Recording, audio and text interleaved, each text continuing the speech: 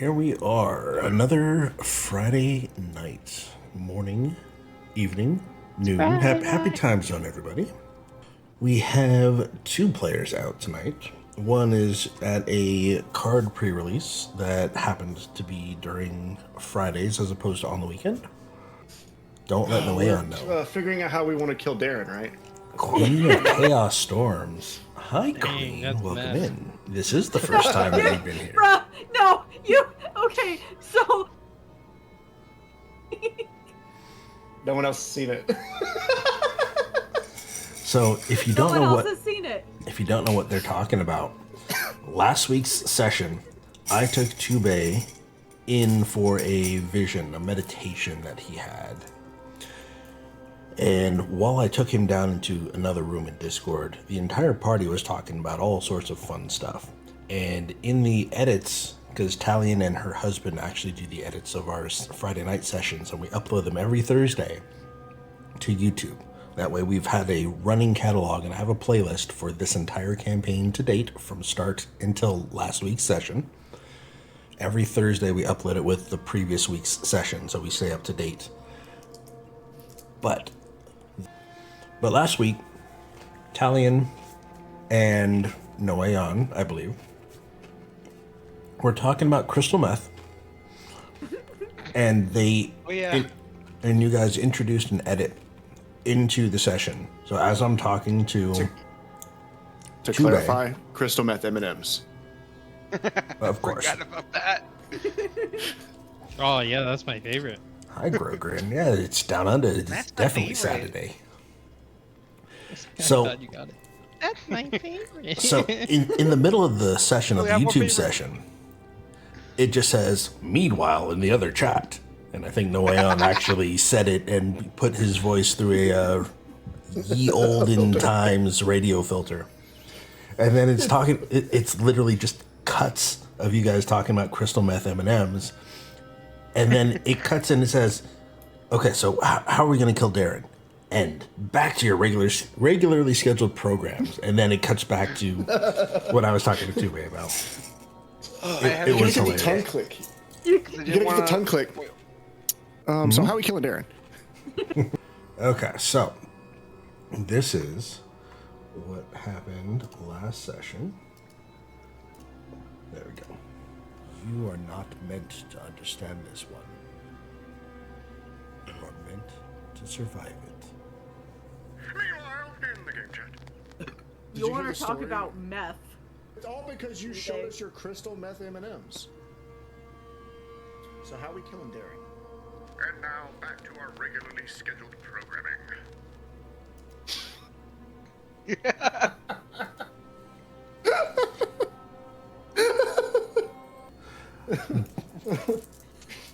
But yes, that was extremely, I don't want to say uncalled for because it's this group, but it definitely was unexpected. So, recap of last session. Party makes it to Endar Findal. They give the shard of Orenthal to the elves. The elves immediately take it back and have multiple people working to process the shard. Tube is handed over to the lead researcher so they can study him and try and figure out how to fix him. There was a puncture wound in his neck with purplish veins, and it seemed like his blood was tinged purple. The elvish researcher injects him and treats him with what little medicine that they do have. And Tube is no longer paralyzed after a full night's rest. He is definitely not okay by any means. However, he's breathing. He still seems to have his memory intact. And he's progressing. He's getting better for as far as anyone can tell. So Tube has been left with the elvish research team so they can try and study him more. Everybody that had gone in, I believe it was Noeon, Dorok, and Valor, at least, were able to see through the lens. The researcher pulled over a chair so Valor could stand up on it and see through the lens. But the lens kind of sort of bends the light. It doesn't bend it in like a prism. However, it literally twists and curves and bends light in unnatural ways. And it allows people to see things that you normally wouldn't be able to see with the naked eye. So they state that the medicine was used to treat purple worm poison, or toxin. However, this wasn't just any normal purple worm toxin. There was something different about it. And then the party decided to go back to their house to call it a night, an evening.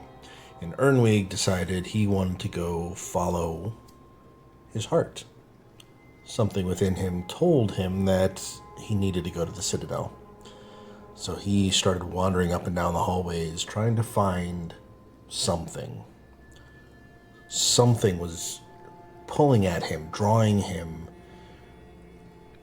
from behind a wall. He was unable to find any sort of door leading into where this should be. It just seemed like it was a solid block in the middle of the Citadel. So for the time being, he decided to go home, get some rest, and try and figure it out at a later time. So that leaves the rest of the party. Valor, Noeon, Talian, and Dorok to sort out your lives, figure out what's going on, and what are you guys doing? So, just to clarify, Tube is just going to stay under monitoring, and Ernwig has gone to deal with something. Ernwig was... Also as players, like, just so we know what to ignore for a day in the town. Yes, Ernwig is... He's going home to rethink things and try to figure out what his next plan is. He is a planner, okay, and he wants to make sure that he's going about this the right way. He can't seem to find the answer, so he needs to rethink his strategy. And Tube is, yes, currently being researched while he heals. I had gone to the map shop and then went back to the house, so. Yes. Is it morning right now? I'd say yes. It is morning. You guys have leveled up, as we mentioned last week. So this is... There. There's the first floor. There's the first floor. There's the second floor. Dorok would like to go to the weapons shop. Or smith. Okay. Hey, Dorok, how are you feeling? Yes, I'm a lot better now. You don't sound like Cookie Monster anymore. Oh, yes, I heard I sounded kind of like, I want cookie now. Yeah,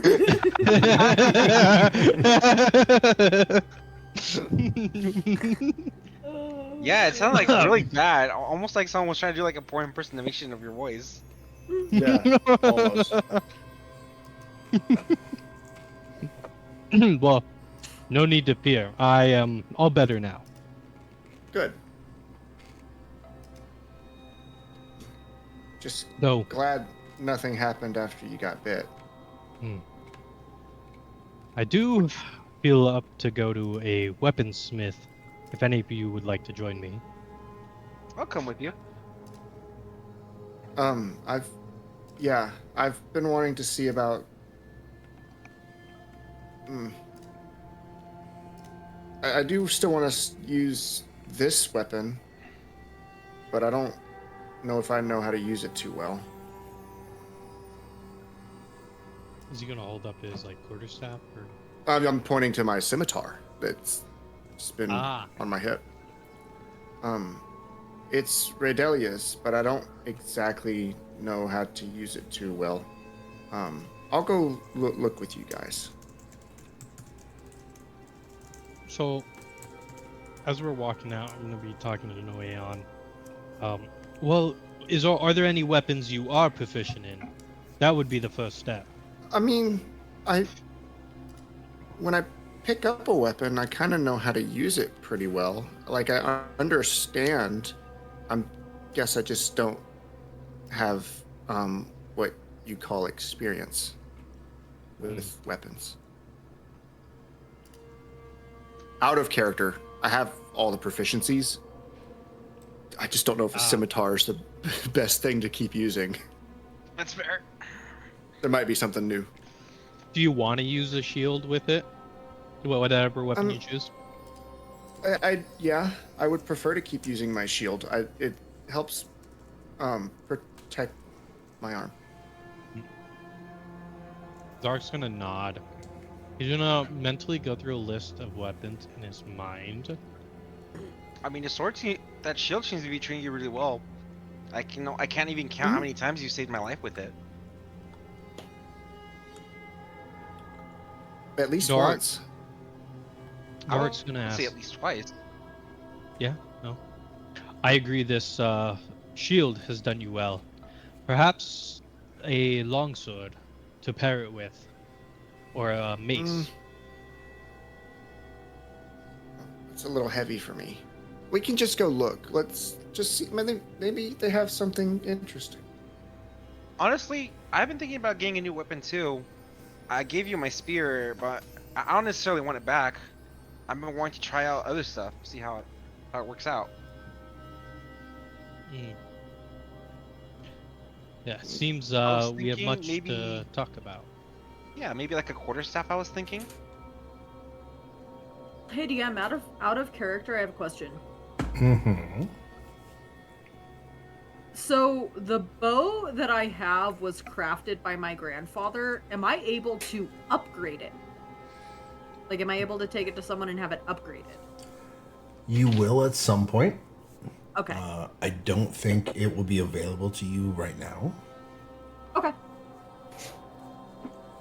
Man, if only we had a handy dandy artificer that can make +1 weapons. All we know is Talian definitely needs that +1.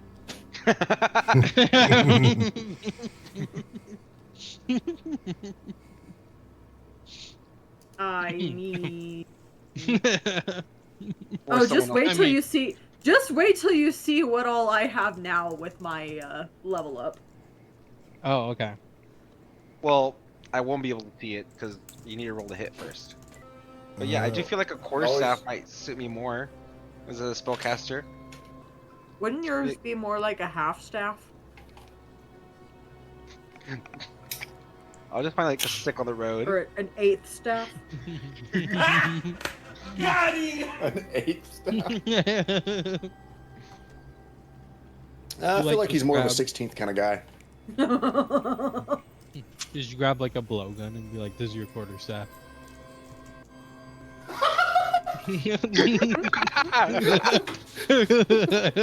Alright, that's it. Dorok, hit her. Hit Talian. No, it's okay. Last time I hit someone, I like flung them back into a river. I mean, you did. I think you took him within 1 hit point of death. Yeah. It was crazy. Hey, I'll let you know that Valor is a solid 2'8" and a quarter. Okay? The And quarter his- counts. Whoa. And his The quarterstaff quarter is a count. toothpick. I mean, what? Who said that? Whoa. Anyways, DM, do we know where we're going? To the weapon Well, shop? I imagine all. Yeah. Do we know Have- where the weapon shop is? And Have you been to the weapon shop here in Endarfindal? No. I don't think any of us have, but I think Ernwig did. And Ernwig isn't with us at the moment. Yes, Gosh sir. dang it, Ernwig. All right, so I imagine we're like walking and talking this entire time. Could I like talk to the nearest person I see? Yeah. What do you want to say to them? You see that... Well, first of all, which direction are you headed? Let me share this map with you guys again. Dorak just heads straight at the nearest person he sees, no matter what direction. Well, where you guys are here. This is your house. Mhm. So the question is, which direction have you started walking? So I could tell you kind of which region of the city you're in as to what type of people you're going to run into. You're walking towards the Dorak Citadel? definitely knows. Yeah, Dorak knows there's people at the Citadel, and also that inn is down here yeah. too. Yeah, the My Sizzle fancy Frizzle's right brown here. responding. That's There not we go. good. So he'll head there. Yeah, Sizzle Frizzle is... Okay, so you're heading to Sizzle Frizzle, the bar.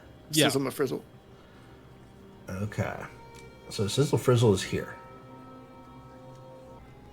So let's see. Let's go to...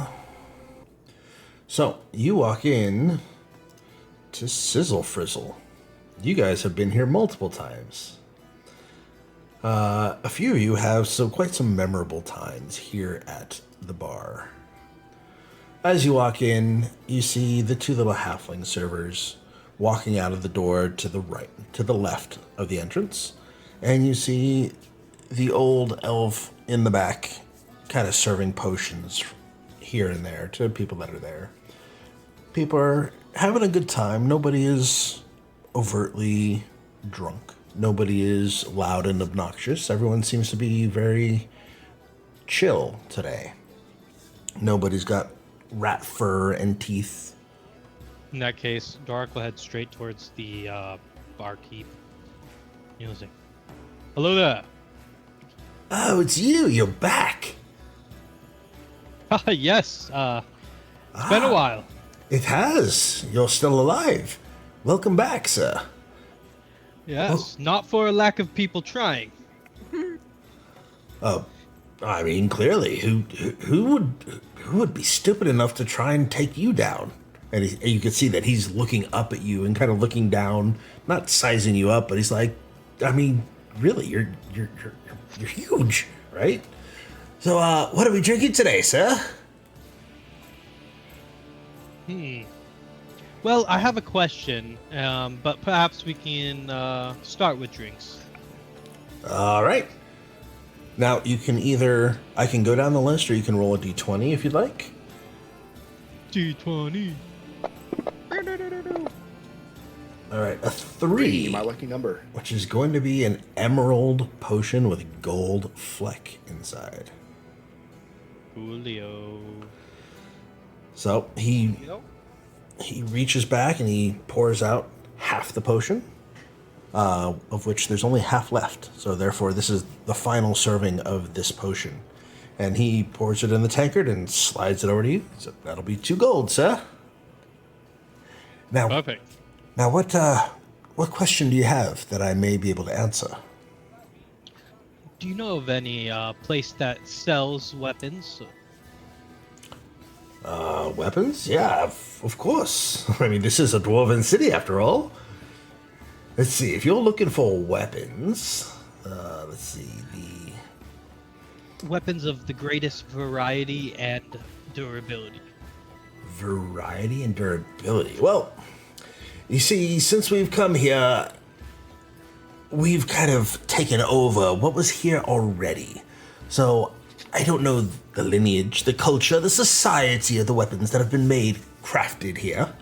However, there are 3 spots. If you're looking for something, you can either go to Stormforged Smithy, Thunder Peak Armory, or Lightning Strike. Ooh, I like the sound of lightning strike. Does have a nice ring to it. Well, the Lightning Strike Bladesmith, if that's your choice.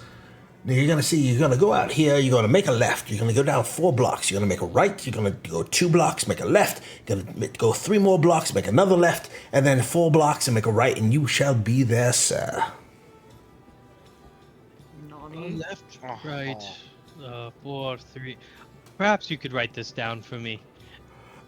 Sure, do you have a pen or pencil?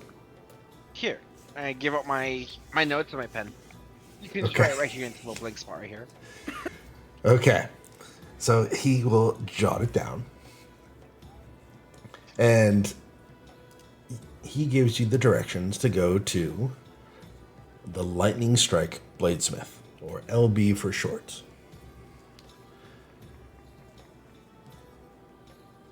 Now, you, sir, I know you didn't have the greatest of times last time you were here. Fancy a drink? If not, no hard feelings. Do you have orange juice? Orange juice. Let me see. And he turns around, he's looking, and he goes, right here. That'll be 2 gold. As he reaches up and grabs an orange potion and pours it in a tankard for you. No, thank you. No, you sure? I'm sure. All right. No worries. And he pours it back in the potion, or in the potion bottle. I will, however, give you 1 silver for the trouble, since we did ask for directions, and I know he's buying something, but I'm not, so I do feel bad. So I'll give you a silver at least.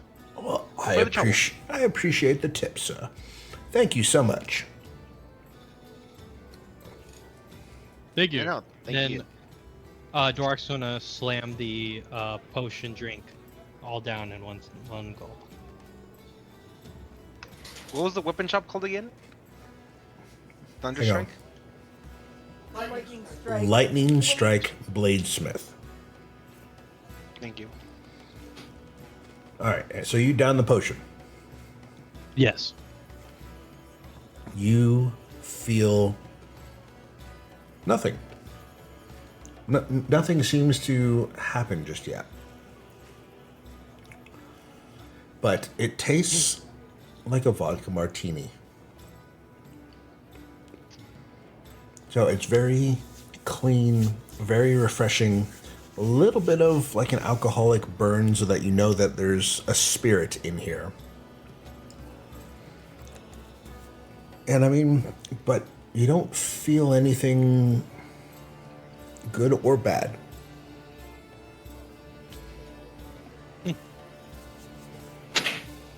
You're just gonna like look a little surprised that nothing crazy's happened yet. He's just gonna shrug and start walking away so we can head to the shop. Sir, are you taking the tankard with you? He downed it.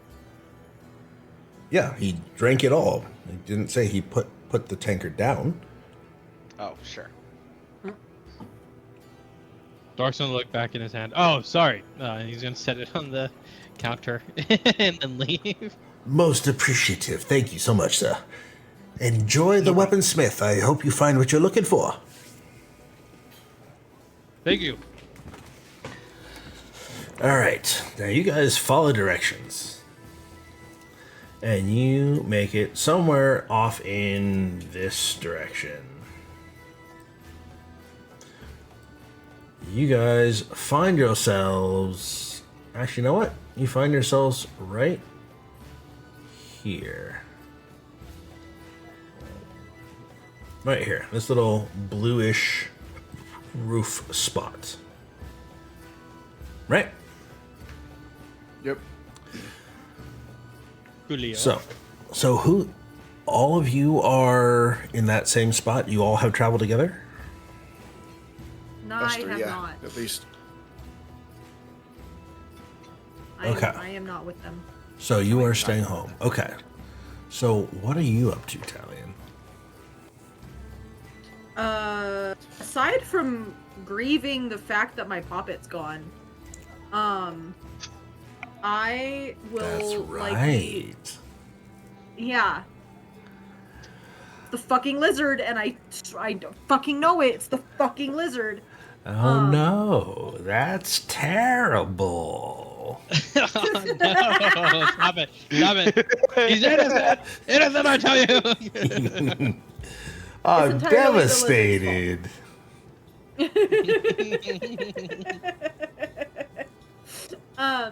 I am likely going to be looking for like a high point, higher than just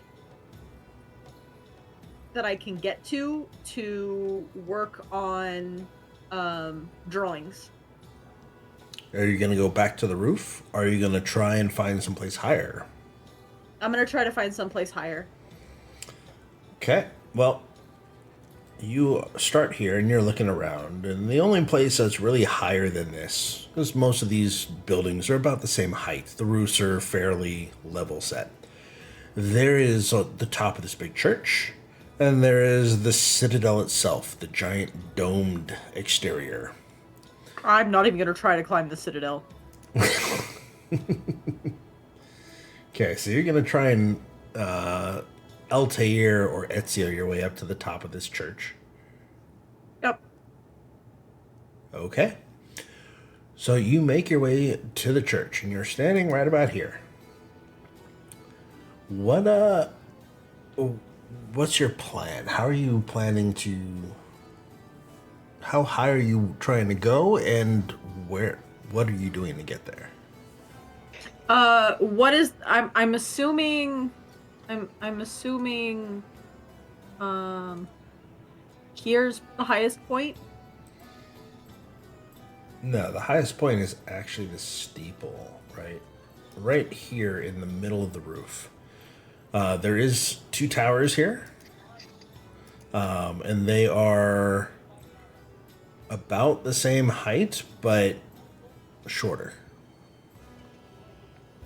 Just slightly shorter? Yes. Okay.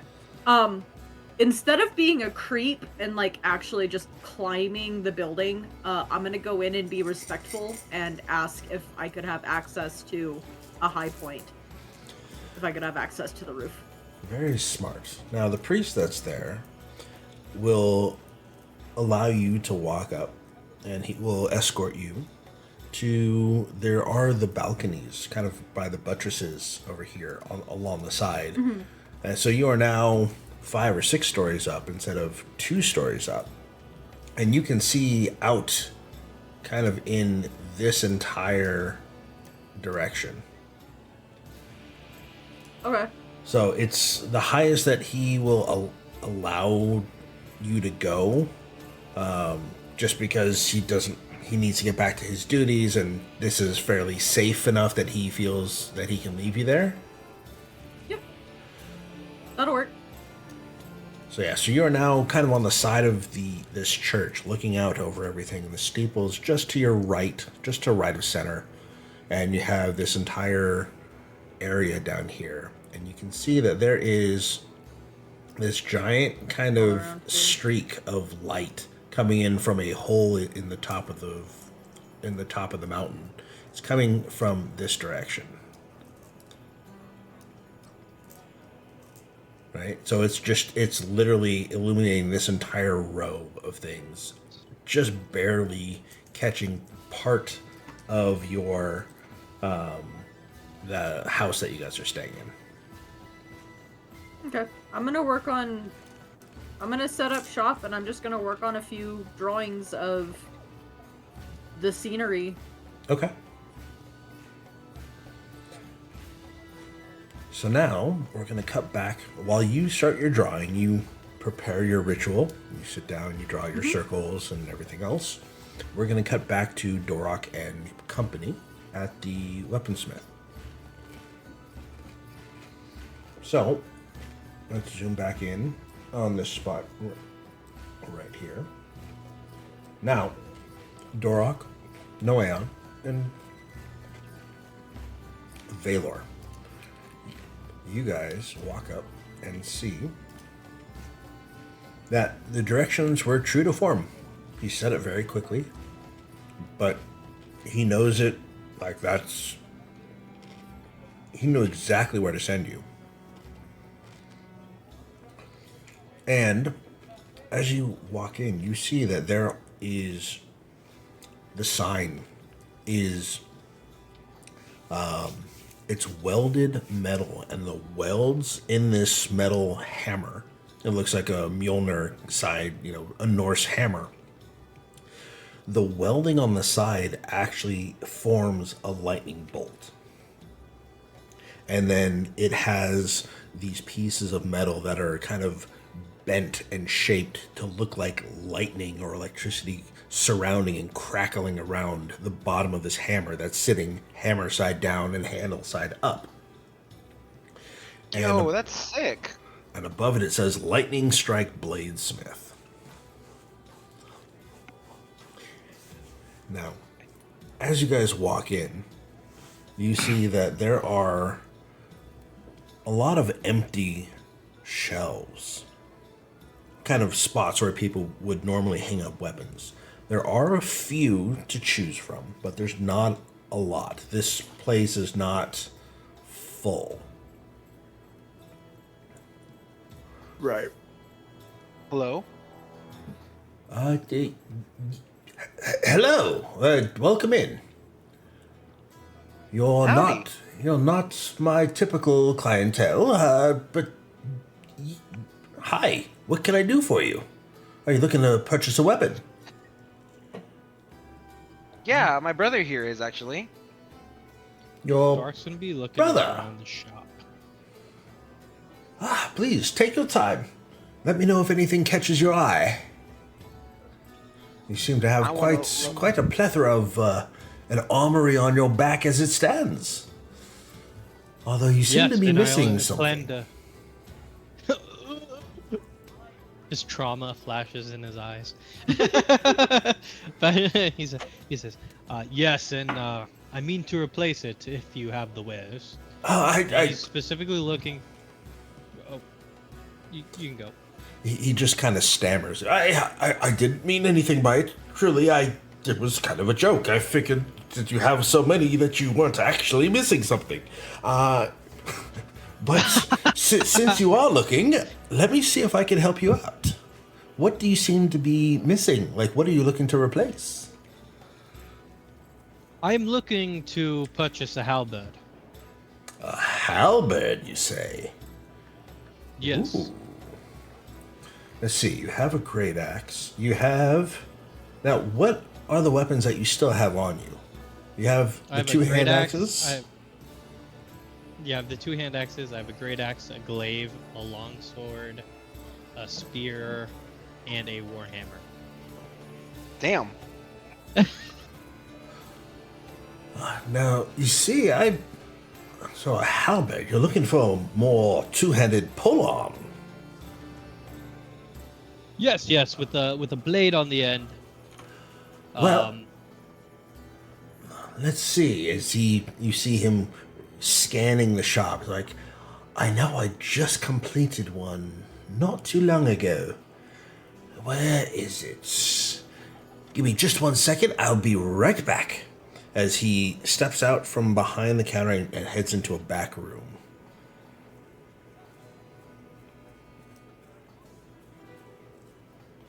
I want to look around the shelves to see if there's any quarterstaffs in the meantime. Quarterstaffs? You look and there's no quarterstaffs here. There won't be one at a bladesmith. Yes, I this kind is... of figured after I heard it's- the name, but I want to double check. I mean, you might be able to find like a lance or something that has a long wooden handle that you could then cut down to size. But yeah, this is typically... That seems very inefficient. If there's wood, it's going to be attached to a blade or a metallic piece of some sort here. It's okay, Baylor. Perhaps I can try and fashion you one for now.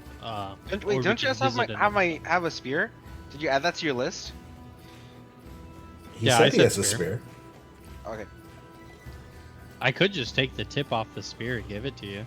I mean, honestly, if finding Make it a quarterstaff is so dagger? much trouble, I might just ask for my spear back, but I don't want to take it from you either because I know you'll have variety. I mean, Well- I don't need a spear, realistically. It's just the only weapon I can throw. Well, the door opens up, and out comes this large blade that seems to be connected to a handle. Kind of looks like a larger hand axe, but the handle is still extending out. It's still coming out from the door. Eventually, the elf is attached to the very end of this halberd. And he goes, I knew I had it here.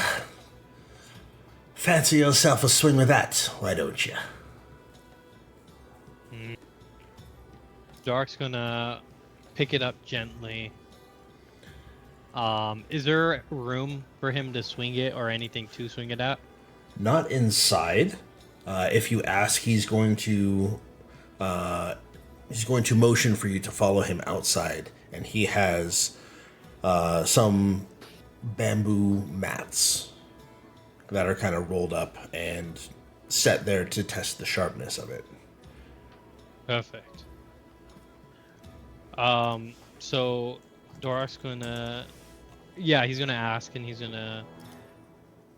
going to go outside and start testing this thing out. Okay. Can I put a picture in a game chat Ooh, of nice. what it could look like potentially, or something For similar? campaign art? Okay. Okay. Yeah, and then Dark's gonna test it out. Okay. Well, as you're lifting it up, it feels very balanced, is the first thing you notice. It feels natural to swing it, to stab with it, to twirl it around kind of in a defensive pattern. This weapon feels good in your hands, like you've been using it for years. You go to slice through the mats, and I mean, just like butter. It is fresh, crisp, honed blade. It just feels. It's a good weapon. Yeah, that's what I like to hear.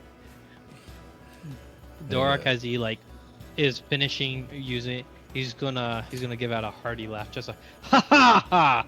This is perfect. It's one of my. How much? It is one of my best pieces. But the halberds that I make not sell for 20 gold. 20 gold. Yes. That sounds fair to me. Well, He's then, going to hand over 20 gold. well, then we have an accord. Thank you very much, sir. Is there anything else I can get for you while you're here? Yes, and perhaps your knowledge of weapons could do good here. But my friend here, and he's gonna motion over to Noeon, is potentially looking to find another weapon. Do you have any suggestions on weapons that will go well with a shield? Weapons that go well with a shield. So something on the lighter side. Lighter side, you say? Well, let's see. Are you looking for? You're looking to use it with a shield, yes? So you're looking for something one-handed. Something I can use in one hand, yeah. Are you looking to have the ability to throw it? I don't know. Now, can you use any of the martial weapons? Yeah, I know how to use pretty much any weapon I've seen. Okay. I'm just not great with them yet. Is this for more of a defensive capability or defensive? Noeon's gonna pause on that for a second. Defensive. Defensive. Okay, so you're not looking for the most damage a weapon can do, but something more utilitarian, yes? Let's see. Yes. What was coming to my mind was perhaps a mace or a flail of some sort. As just to make sure there's clarity, as a player to DM, I'm looking for something I can still use my dex for. That's the problem. And I Yes. picked up a scimitar because that's what Red Delia would have had. Yes. Oh, So you're does that so have to have a what you're business looking on it, is or what? versatile. Versatile is the one that allows you to versatile. use the dex. Versatile's I thought- one-handed or two-handed. Yeah. Oh no, He's looking for finesse. I'm pretty sure. Finesse. You're right, finesse.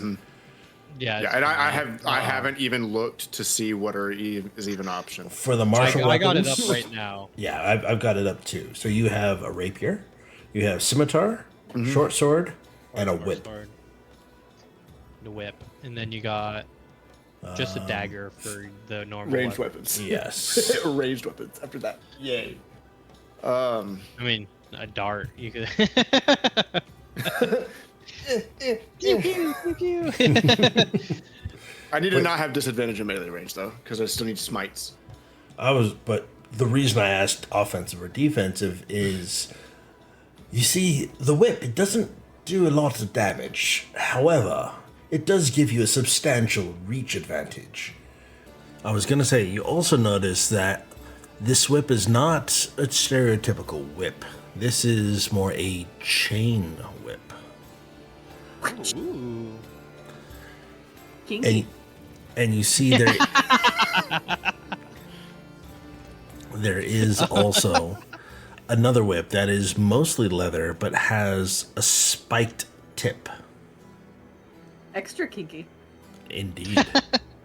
He said Noeon's about to give the people the tip. How much Just are the you, sir? That's crazy. Take care of them. Ooh. Well, the chain whip has a lot more metal, so that one is 25 gold. However, the spike tip whip Right. is 20 gold. 20 gold. So what's the difference when I'm actually using them though? Is one just easier to use? Well, you see, this chain whip, not only is it made of metal, obviously, but it hurts more. It actually does a little bit more damage than the spike tip whip. And it's bludgeoning damage as opposed to a slashing or piercing. Ooh, that's interesting. And you can also, It isn't. as he picks it up and you see that he carries it outside, and he motions for Dorak, please, sir, if you'd stand back just a moment. Of course. Yes. You see him, he winds up and snap! And he snaps in half one of these mats that was rolled up that Dorak was slicing through with the halberd. Jesus.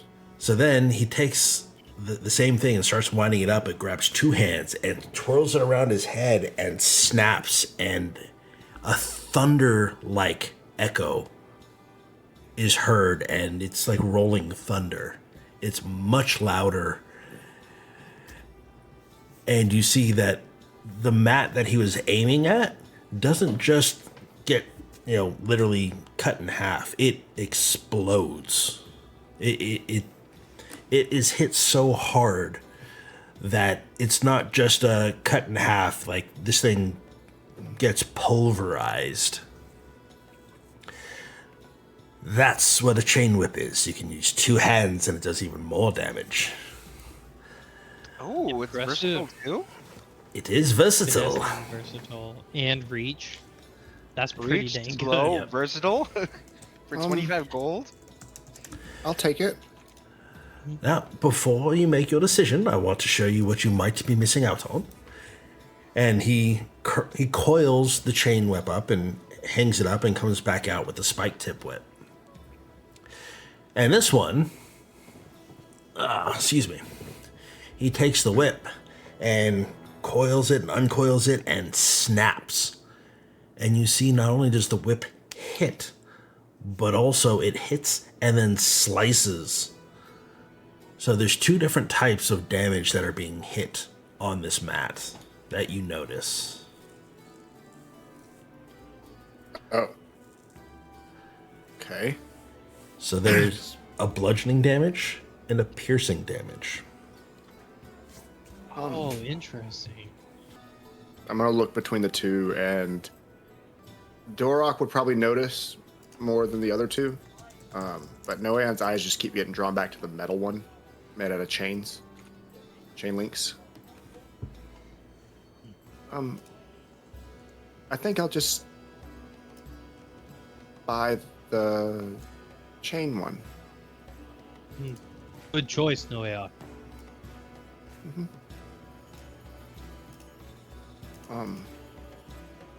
I think I'll be able to use it better. That one looks impressive. Good choice. For a first-time buyer, perhaps there could be a small discount. For Noeon. I'd say even that, and the fact that you've already purchased something. Yeah, Sure. I think I could do that. Now you say you Reach into my want. pouch and start counting gold. You said you want the chain whip, correct? Mm-hmm. All right. So, with your friend here already purchasing the halberd, and this one, the chain whip, normally is 25 gold. You know what? I'll give it for you for the same price as the regular, the 20 gold for a normal whip. How's that? Sure. That doesn't sound too bad. What was the total price again? Just to make sure I type it right. 20 gold pieces, please. Awesome. I'm gonna take almost every coin out of my pouch, and just in one hand, just pass them, and then wait for him to like grab them and reach out his hand, and then just drop them in his hand. You see that he's watching all these coins drop into his hand. He's like, you could tell that business has been slow, and he is very gracious. Thank you so much, sir. I really do appreciate your business. Mm-hmm. Now, if you need anything else, let me know. Hey. Dark's gonna put a hand on his shoulder and say, well, you make very good weapons, sir. Just know that we appreciate it as well. And if I have need of weapons and I'm in this town, I will be back here. My name is Morton. Morton. Morton. Morton. It's Yes. it's not a weapon, but do you happen to maybe have a smaller chain? A smaller chain. Mm-hmm. For a different whip, or No, like look,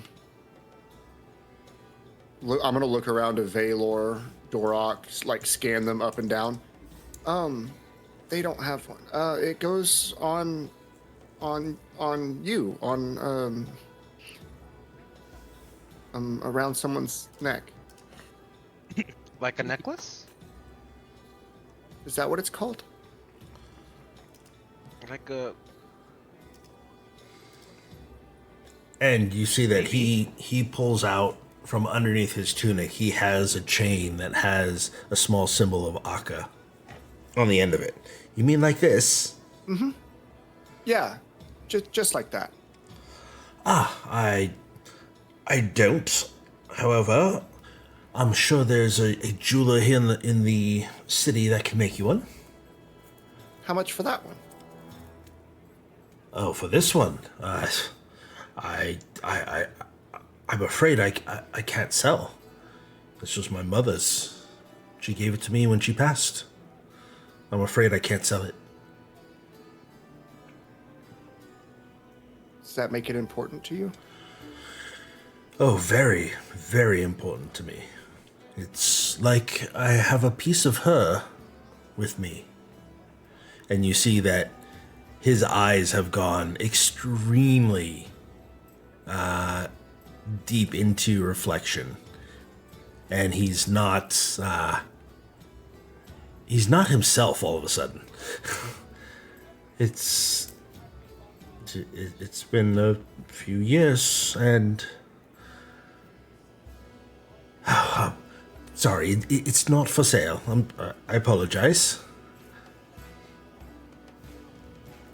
No problem. I will go look at a jeweler then. And I'm gonna turn with the whip in my hand, try to like wrap it up as best I can and put it away. Not even reacting to how His tone changed. Just Okay. walking out the door. Bye. Have a great time. Yeah. That's exactly what I was thinking. Yeah. Bye, have a good time. Dork's gonna just like be like a little like I don't know what to say, and he's just gonna like shrug his shoulders and say, like mouth sorry about him, as he like starts heading out too. It was nice to meet you. Yes, and you as well. Thanks, Martin. You're very welcome. Have a great day. Man, we really got him reflecting on life itself. Maybe Out of since we're character. he- This dude probably hasn't thought about his mom in years, or like it was very recent, one of the two. Yeah, probably. Yeah, that's rough, bro. Since we're here shopping anyway, what if we look for a magic item shop? Ah, that sounds good to me. I got what I need. You think they'd have a chain? I mean, I'm sure we can also find a jeweler, but maybe they can find. If we check out the magic item shop, maybe they'll have something enchanted as well. May I ask Noeon, Okay. how come you're interested in a chain all of a sudden? I've seen some people wearing them with symbols. Tube has a couple, and Edrin had one with Akka's symbol on it. I don't have one, but I tried praying to Akka, and it didn't work, so I figured I would try getting a symbol to help. Yeah, maybe it will help. I'm not sure. I'm not very religious myself, so I'm not really sure how it works. But that's why. Yeah, we can find you a chain somewhere. I want to ask around. Ooh, maybe Morton will know. I'm gonna go run back in real quick. Hey, Morton. Yes. Do you know where we can find a magic item shop in this town? And you see that he's wiped a tear from his eye, and his eyes are now like super red. Oh. Jewelry, you said? Or jewelry, but I was also interested in magic items. Do you know if there's a shop like that in this town? Yes, I don't know exactly where it is, but there's some sort of enchanter shop. It's EE, and it's over. You leave here and you make a left, and it's on that same road. Thanks, Morton. Are you all right?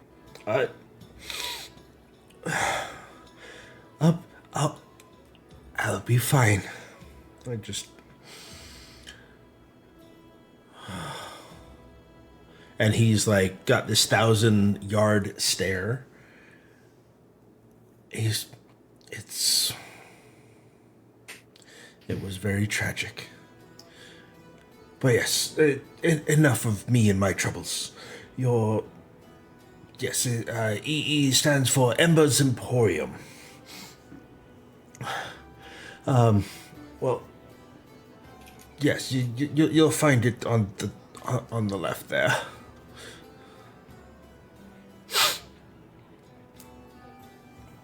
Did you want to talk about it? You see him start to remember or reminisce. No, it's not every day your mother dies. Was it recently? It was 2 months ago. Oh. I'm very sorry, Morton. That was insensitive of me. I shouldn't have asked. It's all right. I'm still not quite myself. As he kind of buries his face in his palm and kind of gives the boo-hoo noise. Oh, Vela, The queen. Right, I'm coming, Dorak. Morton, I'm sorry. I'm sure the queen is doing her best to solve this. Have a great day. you too, sir. Sorry about that, Dorak. no. I was just wondering what was taking so long. That amulet that Noeon asked about, Mm-hmm. it belonged to his mother. Symbol to Aqua. And his mother and his sister just passed 2 months ago. I'm assuming to the elven fever that's going around. Is there a name for it, by the way? The what? The thing afflicting the elves? Oh, you mean I like just- the thing afflicting the elves? Yeah, I just said elven fever, but I don't know if there's an actual name for it. You have not heard one. I just called it elven fever. I'll just call it that for now.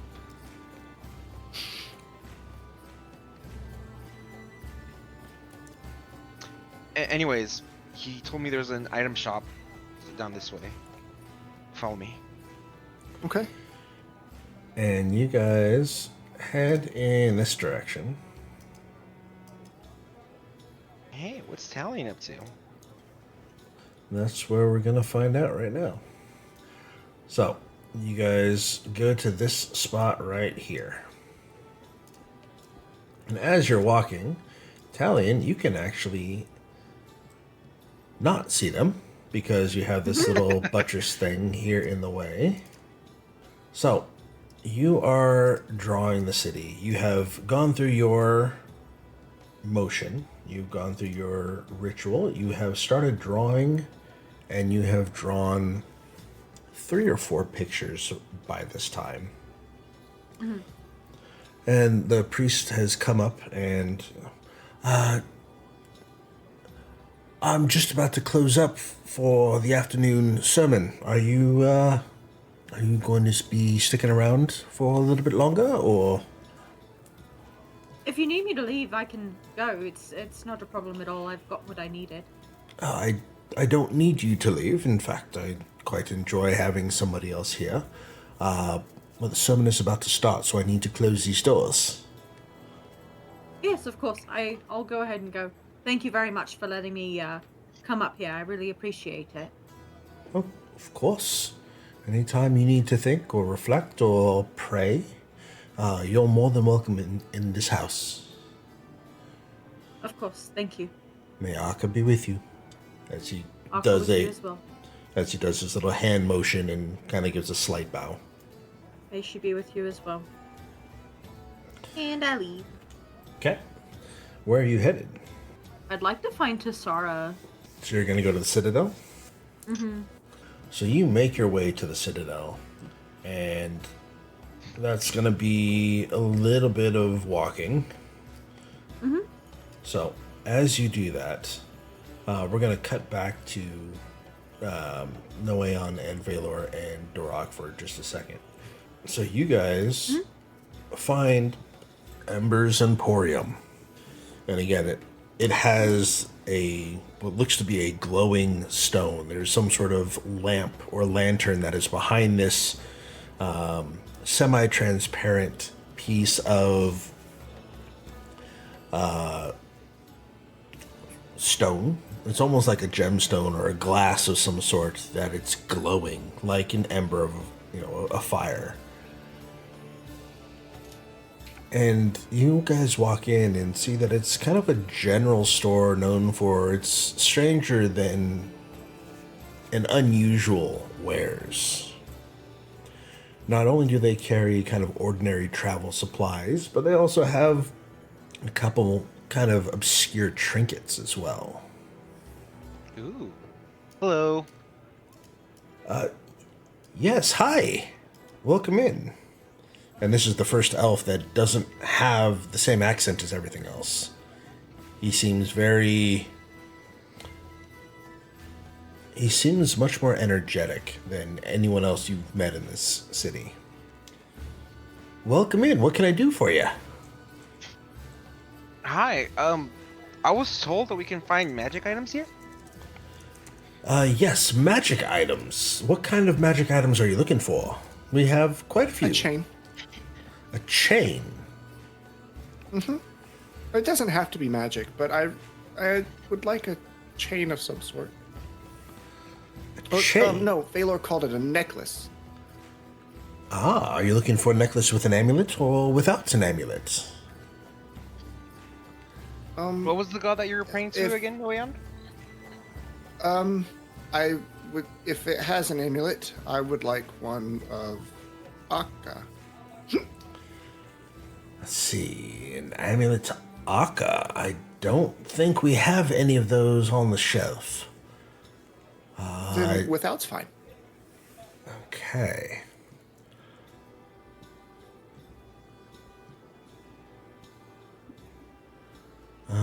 He's looking around. I mean, I'm sure I can just remove one of these amulets from one of the chains.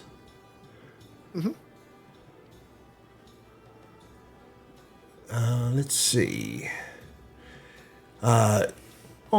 Just on the off chance you're interested in one of these, does any one of these in particular catch your eye? And you see that there's like 15 different necklaces on here. Oh my gosh, he's got a selection. What the fuck? Yes. One of them has kind of a vial of almost ink inside of it. One of them is a shard of what looks to be like an amber-colored gemstone. One of them is a necklace that actually has some moss on it. One of them has a small shell at the end of it. One of them is a small glass phial that is sealed, but inside there's some sort of black sand. Okay. One of them has a tooth on it. It doesn't look like, it's not a regular shark's tooth, but it looks like a rounded fang of some sort. Okay. There's a corked vial that has what looks to be nothing inside of it. There's one that has, it's a small little thing. It looks like a candle holder at the end of it. There's also another one that has just a dull gray stone that is hanging on. And also then there is a marble. It's a glass marble that has this weird kind of wavy pattern inside of it. The candle holder looking one, is it metal? Like, is the end piece metal? Yes. What about that one? Well, that one is actually more than just a candle holder. You see, and he takes it and opens it up. And inside the candle holder is a small little tiny miniature candle. And he holds up the chain and holds it out to you, says, "This is called the Candle of the Second Flame. It relights itself 1 hour after extinguishing." And you see, it's built to go with the chain. And for 12 gold, I mean, you're almost better off just keeping the amulet with it as well.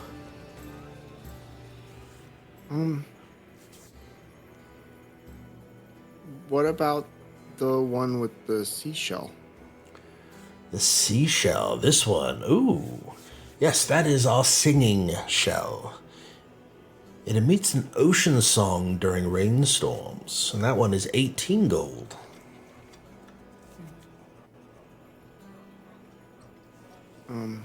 Very pretty. Is this enough? I'm gonna reach into my pocket and pull out 3 gold. I just say, I'm gonna deadpan serious. Is this enough? I'm afraid not. Do you have anything for trade or barter, maybe?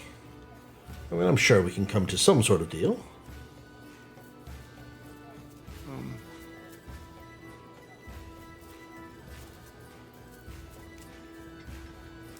Hold on, I'm actually looking. Hold on. Let me look through my stuff first. Let me actually see if I can barter anything. Okay. Well, And by barter, well, while you're looking through that and trying to figure it out, we're going to cut back to Talian. okay. So, Talian, you have made it to the Citadel. You see that there is the guard standing outside, and he's holding his sentry position. Sir Hybo, welcome back. Are you here to see Tisara?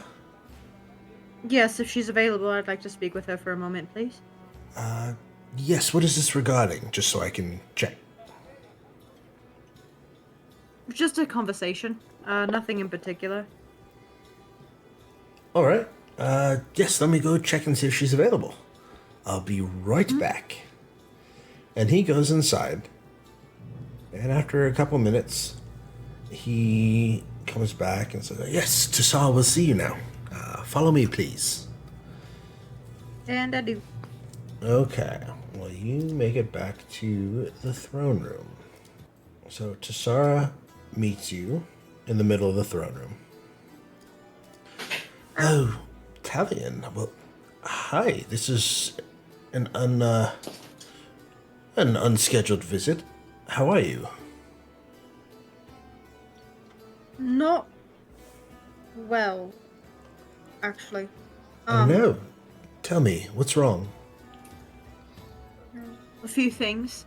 But before I say anything, have you heard anything from my family? Not from your family, no.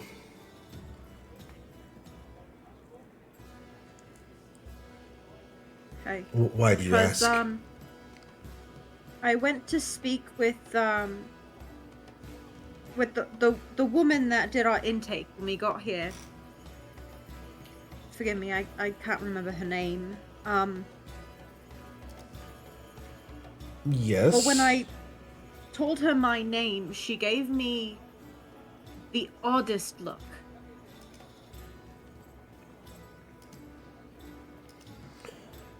Well, probably because everyone thought the Hybos were dead. I mean, it's possible, but I don't know. I mean, But I shall investigate. That's very interesting. yeah, well, I don't know, but I seem to have lost my puppet. What? Where was the last place you saw it? I had it on me before we were attacked the first time when they tried to take me.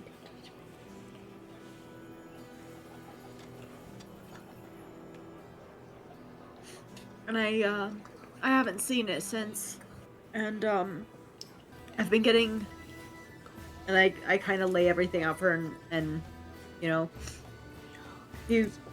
told me I could tell you anything, and I'm scared. My lady, I'm scared. I've been getting, in the words of our barbarian, I've been casting angry magic, and I throw up air quotes with my fingers, just angry magic. Oh no. And she reaches out and takes your hands and holds them in hers. And you see that she's just looking at you with this sympathetic look. Oh, you poor soul. Well, I'm afraid I have no idea what I can even say to replace your puppet. But I can only offer you words of encouragement. Anything's better than nothing right now, my lady. Well, right now, all we can do is hope and pray. We do have good news, though. Your endeavors to find the shard that my researchers have needed have proven positive. They have Oh, I need to bring her in here to give me the reports again. I keep forgetting. But they seem to have identified certain features that are not seen by the naked eye. We can now separate the people that are indeed afflicted by this and the people that aren't. You mean to say that you've found identifying factors? Yes, we don't quite know what it is yet. However, we can tell that something is wrong with some elves, but not all elves. This is going to sound absolutely insane, and I don't want you to be frightened, but I need to speak with them. I need them to check me. To check you? Yes. Tell me, what has happened? It's mostly just the irrational anger, but I don't know, something just doesn't feel right. Especially since I lost my puppet. And I just need the peace of mind to know that I'm okay. I don't want to hurt anyone. Least of all my friends. Of course, no one wants to hurt anyone that they care about. Yes, come this way. I will get you checked out immediately.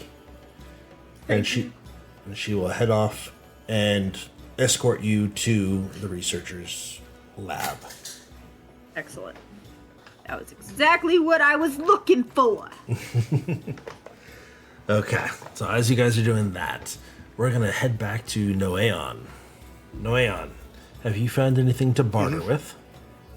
I'm going to dig through my stuff and eventually pause for a moment, contemplate, and then still with a pretty blank face, pull off Talian's old robe and my scimitar that's on my hip.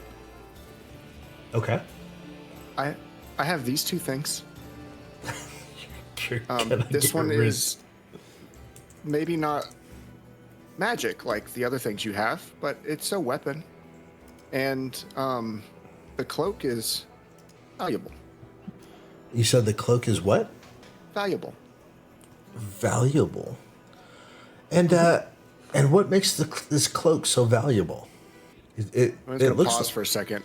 it looks like an ordinary cloak to me. If you look, there's residue from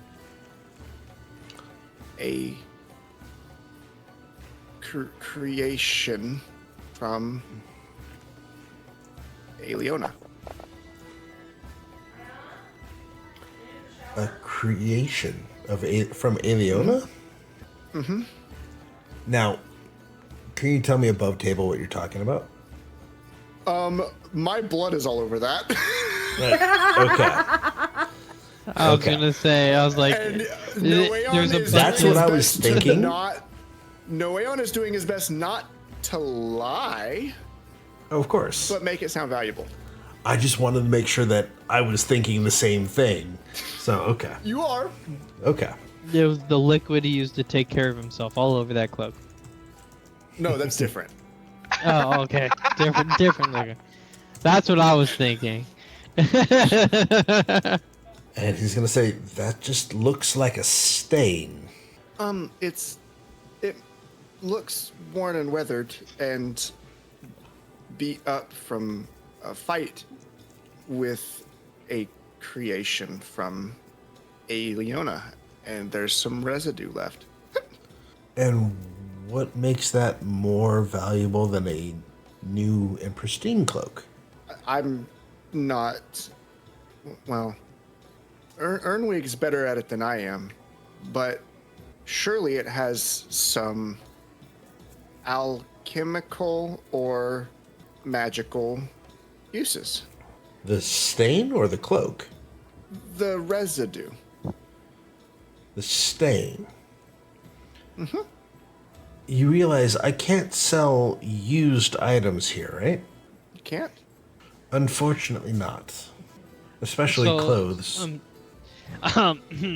Perhaps we could find a jeweler with some regular chains that's more in your budget, Noeon. That's doable too. Of course. Put the robe back on top of mine. Put the sword back on my hip. Okay. I want to see your wares. Are you looking for trinkets, alchemical supplies, items in general? Like, can you be more specific so I can better show you what we have? Oh, I kind of just want to like see what you had, but I guess if you're looking for something specific, anything that could keep me safer, not necessarily armor. It can keep you safer. Safe from what, my dear lad? From damage. From damage. Okay. Well, let's see. Not like maybe like a, not like necessarily like a ring of protection, but like something in that vein. Okay. I don't know if I can afford it, but maybe just like knowing they have it so I can come back later once I do have money. Okay. Just like or maybe like a magic staff, or I just want to know what he has. You know, to be honest. Okay. I'm not looking for anything specific. That's fine. He doesn't have any staffs currently. What about anything unusual? Unusual. He definitely has those. A lot of those were kind of the necklaces that I mentioned for Noeon.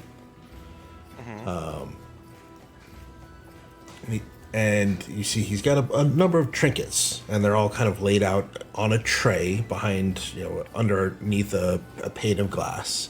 See, there's a coin. There's a jar that contains a glowing insect, kind of like a beetle. You see that there's a cloak pin. There's a pebble. There's even a teacup.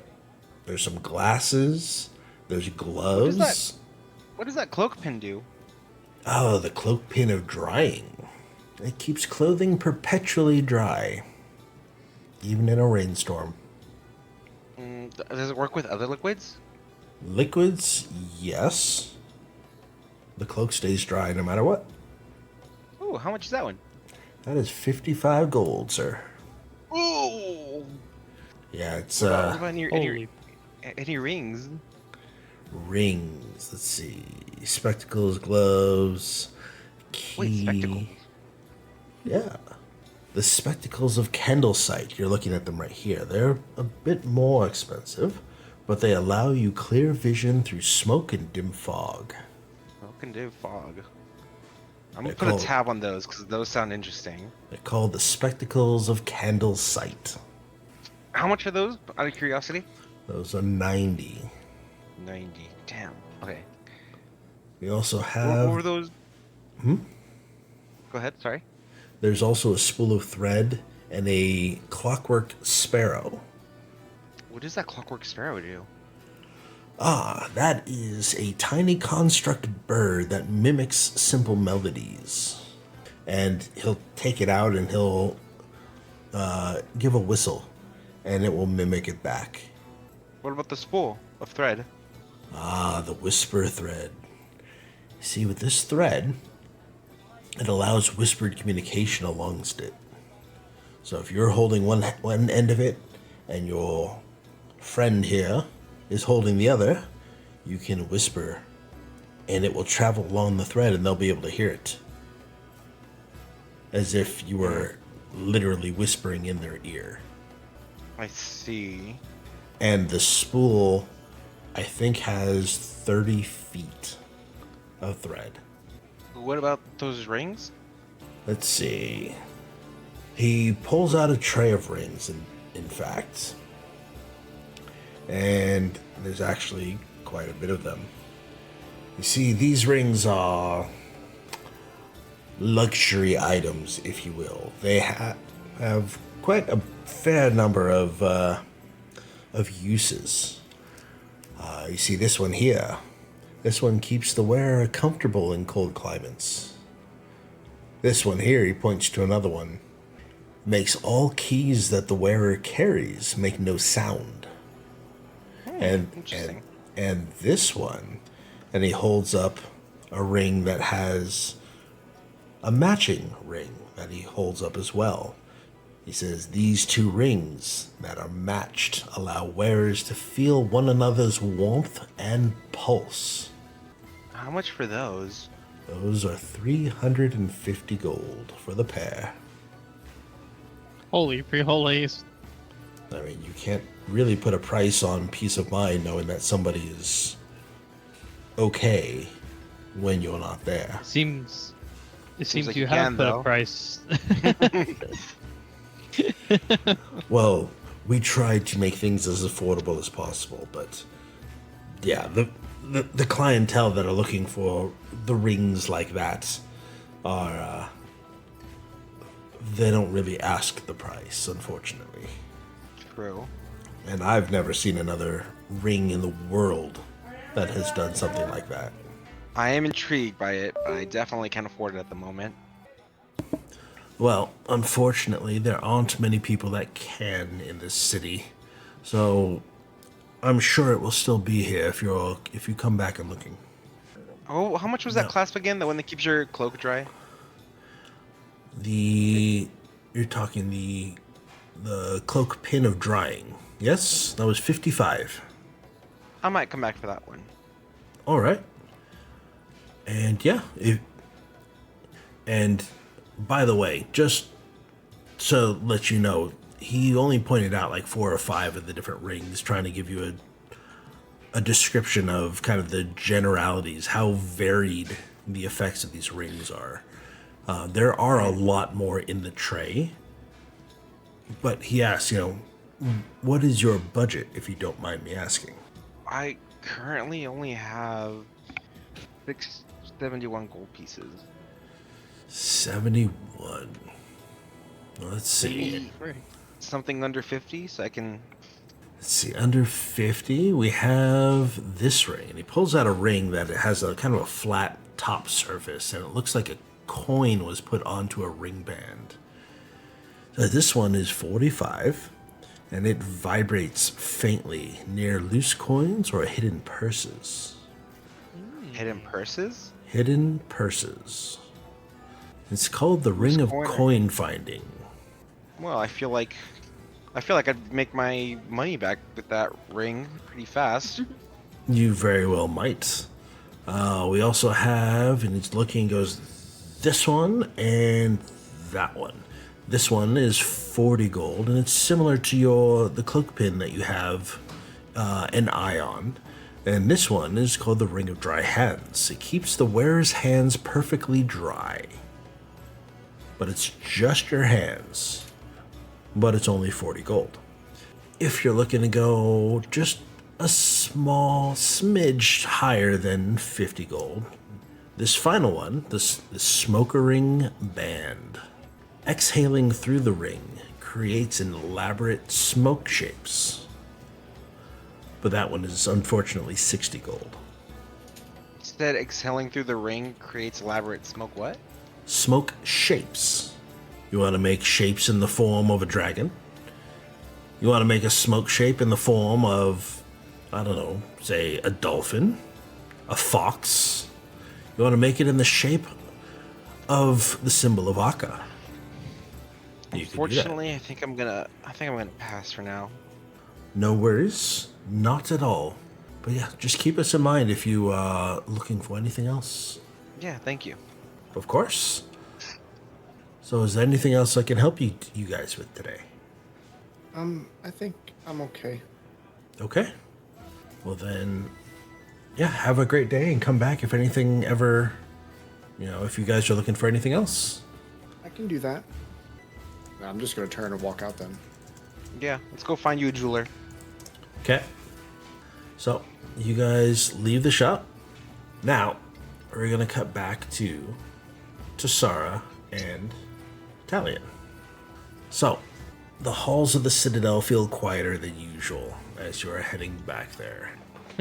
He said, prepare to be traumatized. No, Yeah. I'm not trying to traumatize you. And I think You this already have. this might work. Well, before maybe, but not right now. Said I'll save it for another time. Of course. The halls of the Citadel, as you're walking through, are, again, they're quieter than usual. It's not peaceful, but controlled. All the workers and the servants and the healers, the researchers, all their voices are very hushed. Every guard's posture is rigid. Even the great crystalline lanterns that are kind of lining the corridors seem a little dimmer beneath the weight hanging over the city. Word of the elven affliction has spread, really, really far, and the fear is starting to settle into the city. I mean, not all the way around, as obviously the gentleman that Dorok was speaking to, and Noeon and Valor, but some people are just not handling it well. So, without rushing and speeding through everything, trying to do things deliberately, people are working as quickly as they can, being careful not to make any mistakes, because this is their species on the line here, right?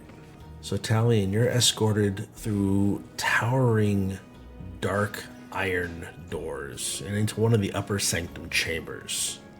Now, the room itself doesn't resemble a healer's ward that you would expect, but it's more a laboratory that's pretending to still be sacred, right? You see that there's bundles of dried herbs that are hanging beside surgical instruments of polished moon steel.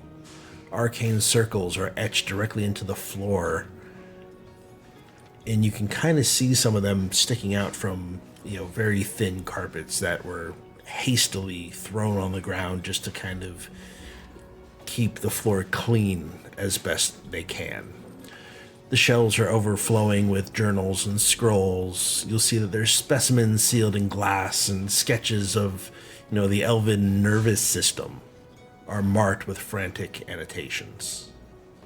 Now, underneath the ceiling of this thing, you see that there are several attendants that are kind of moving about and preparing crystal implements and basins of that silvery powder that are being filled with steaming water. And there's glowing leaves that are being put into these bowls.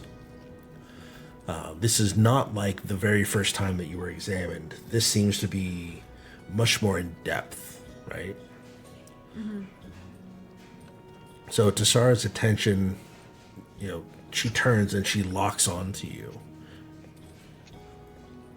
And it's not as a ruler, but she's sympathetic. And in walks the lead researcher. Share picture. Whoa!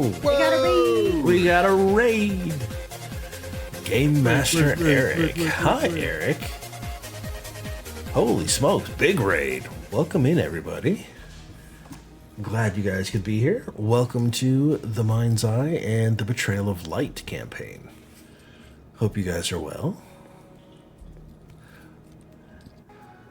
So, we are in the middle of a campaign. We have something is happening to the elves, and our one player who is actually playing an elf is now being inspected now that they have retrieved a crystal shard that has been processed and is being used to examine to see if the elf is afflicted by anything. So, the lead researcher who I have showing on stream now is a drow. And she walks in, Talian, and she locks her eyes on you. And she, has been briefed by Tessara. She walks in and she starts kind of taking your vital signs, right? She wraps a pressure cuff around your arm, and she's taking her flashlight to your eyes and just kind of preliminary basic vitals. And Tessara speaks up. She says, "You said anger. Mm-hmm. You didn't say..." I Go ahead. I attacked one of my party members. Now, are you angry? No. I'm not an angry person. I've never been angry. But you say you attacked somebody, and that was out of anger. Mm-hmm. And the attendants and the researcher kind of exchange subtle glances. The researcher steps forward, slowly studying your eyes, your posture. She's looking at your breathing, it seems. How long? And her tone is clinical, but it's strained beneath the surface. Does it come suddenly? Does it linger afterward? Not really. It's only happened once. Have you Just experienced... the once. How about gaps in your memory? Sudden noise sensitivity? Bursts of intrusive No. thought? Anything? No, there was a strange dream when our journey started, when we were on the ship, heading to the Crystal Lake. There was a strange dream, but I think everyone had that dream. I don't know. I've never been angry before, and for me to attack him like that was completely out of character for me, and I need to make sure that I'm okay. Of course. So, you've had violent impulses, but not during meditation. Correct.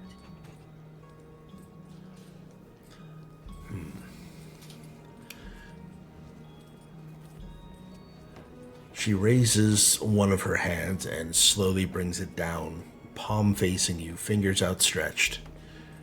And you see that there's a faint lattice of like blue arcane light that spreads across your skin. Kind of like threads that are forming this grid, on your skin itself. Mm-hmm. She then reaches up with her left hand and pulls down this articulating arm that has the shard on it. And she pulls it down and slowly kind of follows your body shape as she's looking through this lens. And as you're looking from the back side of the lens, you see, again, the light that is being shined through the lens literally curves and twists and attaches itself to your neck, your shoulders, your arms, your legs in different threads, really, that starts to kind of scan over your body, right? Mm-hmm. The room lights dim, so this spotlight is seemingly becoming brighter and brighter until finally it's all you can really see are these tendrils of light coming out from this shard. Several seconds happen and nobody is saying a word. And you see that somewhere in the darkness past the spotlight, you can just barely make out the researcher's face. And her expression changes. Just barely, but enough. You see that she has this concern that hardened into recognition. You came early. The words are almost a whisper. One of the attendants stiffened immediately. That shouldn't be possible, another murmured. Tassara quickly shushes them. Shh. And the researcher steps nearer now. She lowers her voice. Most elves do not notice the anger at first. Begins with agitation, irritation, restlessness during trance. By the time they seek help, she stopped herself. Is there anything we can do? As of right now, we're still trying to figure out what the problem actually is. The good news is, these symptoms are in the early stages. And you see that she reaches up, or not reaches, she reaches out as she takes a step towards you and just kind of pulls you into her and gives you a as reassuring hug as she can. Unfortunately, child, you are one of the afflicted. No.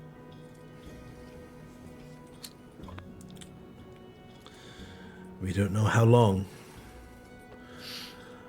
but you are not as advanced as some of the others. Yet. Yet. We are still doing our research. However, the symptoms seem much more advanced about 2 years from where you are now. And she kind of leans back a little bit to look you in the face, and she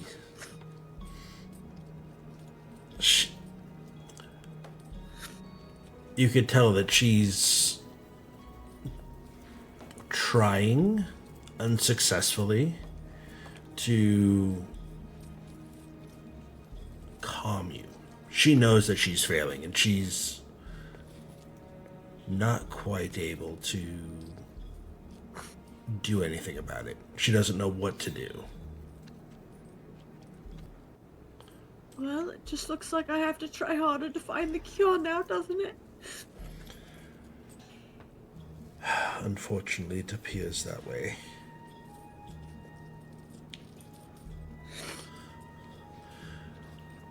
If you have any more of these episodes, will you please come tell me? Of course. And rest assured, we are looking and doing everything we can to try and fight this. To create a cure.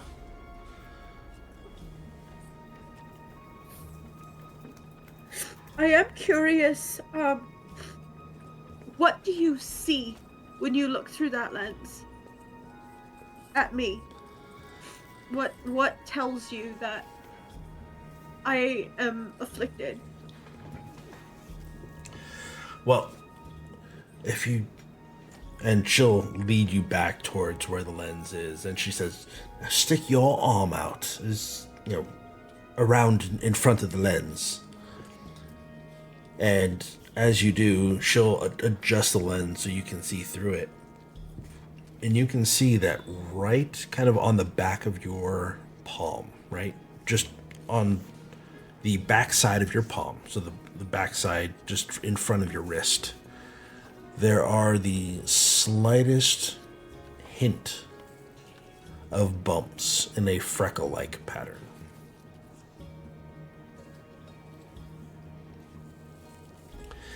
But as you're looking at it through the lens,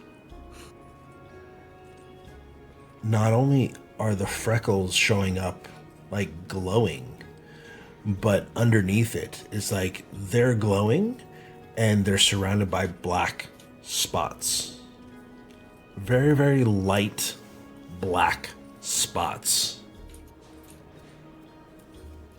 And if you pull your hand out and you run your fingers over it. You can't even feel the bumps. She says this is what the earlier onset symptoms look like. Okay. So, we have good news and bad news. Good news is we can identify the ones afflicted by this anomaly. The poor news is we don't know what it is, nor how to stop it.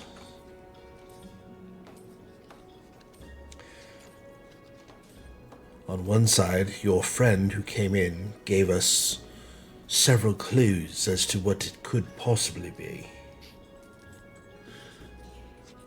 You see, we found that purple worm toxin wasn't just normal purple worm toxin, it was mutated. It wasn't an addition, it was fundamentally different after looking at it through the lens, comparing it to the normal purple worm. So, it's a toxin then? As far as we know, yes, but I hesitate to have any certainty on that. This is... It doesn't function like a toxin. How many cases have happened here in the months that our people have been here? We've had 3 since you left. So it hasn't increased significantly. No, thank God. Interesting. Well, Okay. I wish you the best of If, luck on your journey. Thank you. If anything else happens, I will ensure that I let you know immediately. Thank you for answering it for me. Yes, of course. And I should have a task for you and your party soon. Okay, just let us know as soon as possible. I will. Be strong. You are stronger than you think you are. And we elves, we are a resilient bunch. I try my best. That's all we can ask. May Akka be with you. And with you. And on that note, we're going to cut back to Dorak and Talian. Or Dorak and Noeon and Valor. Sorry I wasted you guys' time at that shop. I didn't see anything that caught my attention. His prices were too high for me. I agree. If you look back, Dark's just like beaming with a smile on his face, just like every now and then glancing over to his new halberd. He's like, oh yes, no, it's fine with me. I got what I needed, and I am happy. Quite literally a 5-year-old with a new toy. There's nothing wrong with that. Yeah. I'm the same Do way we know- with a new game. For sure, though, for sure. Do we know which way to the jewelers from here? Yes, the jewelers. Let's see. Oh, were you asking me or were you asking Valor? Sorry. I was asking Valor, sorry. Okay. I didn't ask for any jewelers, but we can ask around. It did work last time. I don't feel like asking the guy in that shop because we didn't actually buy anything, so I'd feel bad. I'm just gonna walk straight up to the first person I see that vaguely would look like they know what they're talking about. So like the first person that's not like a beggar. Okay. Well, there's not a lot of beggars here. Everyone seems to Right. have a place. Nobody's really panhandling. But yeah, the first person that you see walking down the street. Yeah, that's not like working right now. That's like strolling. That looks like they know what they're talking about or could know where they're at. Okay. Yeah, well, you see somebody and they point out a spot. And it's a couple blocks away, they say, but it's, yeah, it's, you're looking for, there should be a big diamond shaped sign on the outside of it. And it's just down the road there, you know, maybe like 3 blocks and turn left. And you should be able to find it. Okay. All right. Peace be on you. I'm just going to head that way. Okay. Are the other two following? Yes. Yeah. So I'm just going to assume that Valor and Dorak are following Noeon. Yes. So you guys Yes. do indeed find a sign that has a diamond princess cut shape on the outside of it. And the name of the shop that's embossed on a placard underneath says Gemstar Loico. It's a jewelry store. And you guys walk inside, and there are some very high-end fashion pieces that are in here. Mm-hmm. And each item kind of has a small little sign next to it that holds kind of unique properties. But this looks like a high-end jewelry store. You're not going into the mall, the Cave Jewelers or whatever. This is like you're walking into like Tiffany & Co. kind of thing. Oh, boy. Ooh.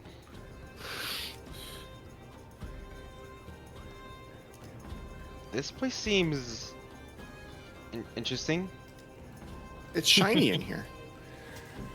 And as you guys are kind of looking about the room, you notice that there is actually a chair that's right by the front entrance. It's a dwarven stone throne kind of carved into the wall that nobody is sitting in currently. And Cool. this guy comes out and says, welcome to Gemstar Loico. My name is Lloyd Hammerstone. How can I help you? And you could tell he's putting on this accent which sounds very foreign to him. I'm looking to get a chain. Just a simple chain. A simple chain? Yeah, a necklace chain. Simple chains are... Are you sure? Not a lot of people go for these chains. Just the chains. Everyone wants... I don't need the shiny stuff on the end or amulets. I don't need one of those. And you see that he holds up literally a dull gray chain that has these bright orange flake in it. It's the same stone that most of the buildings are made out of. And this thing, under the spotlights, is glinting and shining like no other. Is that just the simple chain? I've already run into not having enough gold. Well, how much gold are you looking to spend, sir? 0. Two. 2 gold. I just Yes? need a chain. I don't need the extra stuff or any magical things. Well, we certainly can take care of you. However, 2 gold is not very long of a chain. And he kind of holds it Just up, needs to. and he literally holds it up and takes his fingers, and he's holding up the chain. His hands are about 4 inches apart. He says, "That's about what 2 gold will get you." Not enough to go around the neck. I mean, you're not looking to strangle someone, are you? No.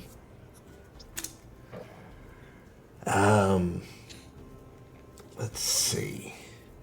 And he's looking, and you can see that he's struggling to find anything cheap enough. I'm afraid we don't have much in the 2 gold range. How much is just a regular chain that go around someone's neck then? What prices do you have? Well, he then holds up the one that he was looking at. He says, "Well, this entire necklace is 10 gold." And it is big enough to go around Noeon's neck. It's a 17 or 18 inch necklace. And it's made of that bright fire diamond, really, is how you can best describe it. Okay, we'll be back. All right, I'll be here. Yeah, that was a little too expensive. Guess it doesn't have to be a chain. I just need something to. I do know of some Affects. who use leather to make necklaces. Oh, that's true. Perhaps we could go to a leather worker. We could. Or a craftsman, someone selling things on the side of the road. I do know they usually sell trinkets and crafts. Rope's too thick. Is there a smaller rope I could get? Thin rope? Twine? Maybe? I don't know if that's too small. Because I know my suture strings are too small.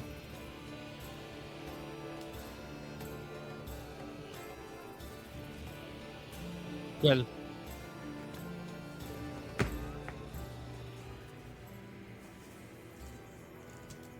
we could always ask around.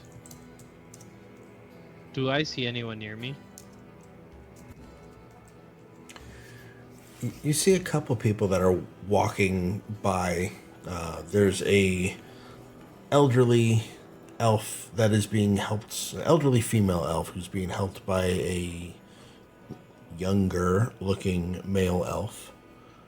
There is 2 elvish children that are kind of rolling a wooden hoop through the street with a stick.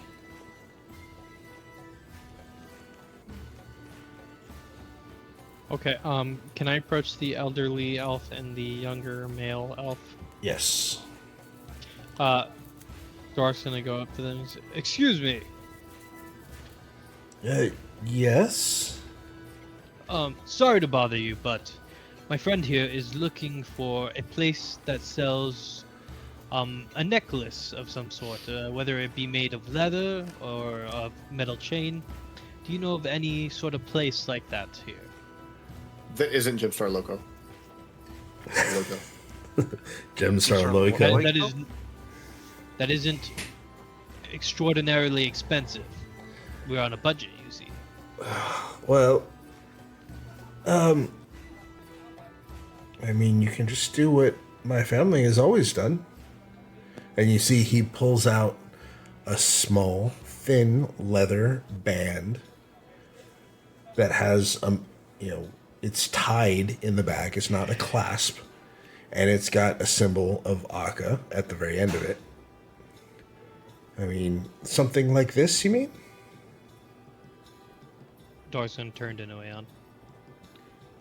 that could work. Would you perhaps be willing to make one of these for my friend? Sure. I mean, Do you know someone who can? well, the symbols of Akka have been made by a jeweler. However, and you see that he kind of stops and sets or makes sure his the elderly female elf is okay without him kind of holding her, and he leans down. He says, "This isn't much, but I mean, Dork, here, help her out.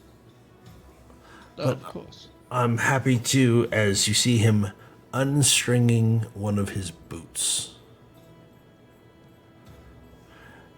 he takes the strap, the boot laces off of his boot, and he goes behind you and measures it and ties it.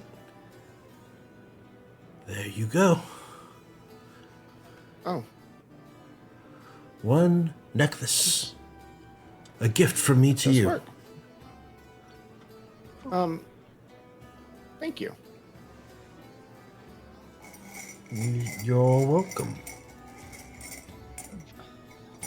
Well, surely there's something we can do for you. This is a wonderful gift. It's nothing but a bootlace. You don't need to do anything for us. We may not have a lot, but we help out where we can. I'll be fine without a bootlace for a day or two. I can find a leather.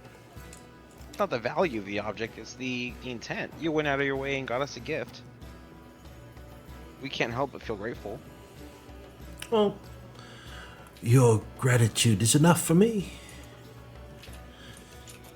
You can help us figure out what's wrong with us so we can all grow old together and not die prematurely. That would be enough for a good me. thing then. Mm-hmm. We'll try. I appreciate that. And you, sir, enjoy your necklace. You may need to make your own pendant, if that's what you truly desire. But I have one. well, then you're all set. All right, come on, Mum. Let's get you to the doctors.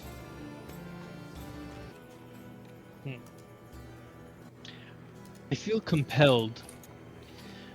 So I'm gonna say this as they're walking away, so they don't hear this. But I feel compelled to do something for them. Why? I agree. Well, you see, Noeon, goodness is returned in kind with goodness, and evil returned in kind with an axe. I like it.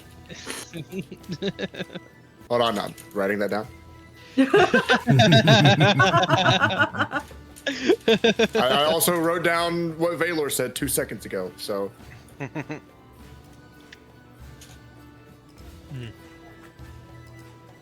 The thing about intent, not the material value. Yep. Yep. Have been added to phrases that the party and Raydelia have taught Noeon. Life lessons, as you would say. Like an alcohol a day keeps the bad days away. Keeps the bad Knowing things life away. lessons. Yep. What did you just say? Sorry. Just Noeon's life lessons. That's what I said. Yeah, yeah. If that's the case, if we're supposed to repay goodness with goodness, what do we do then?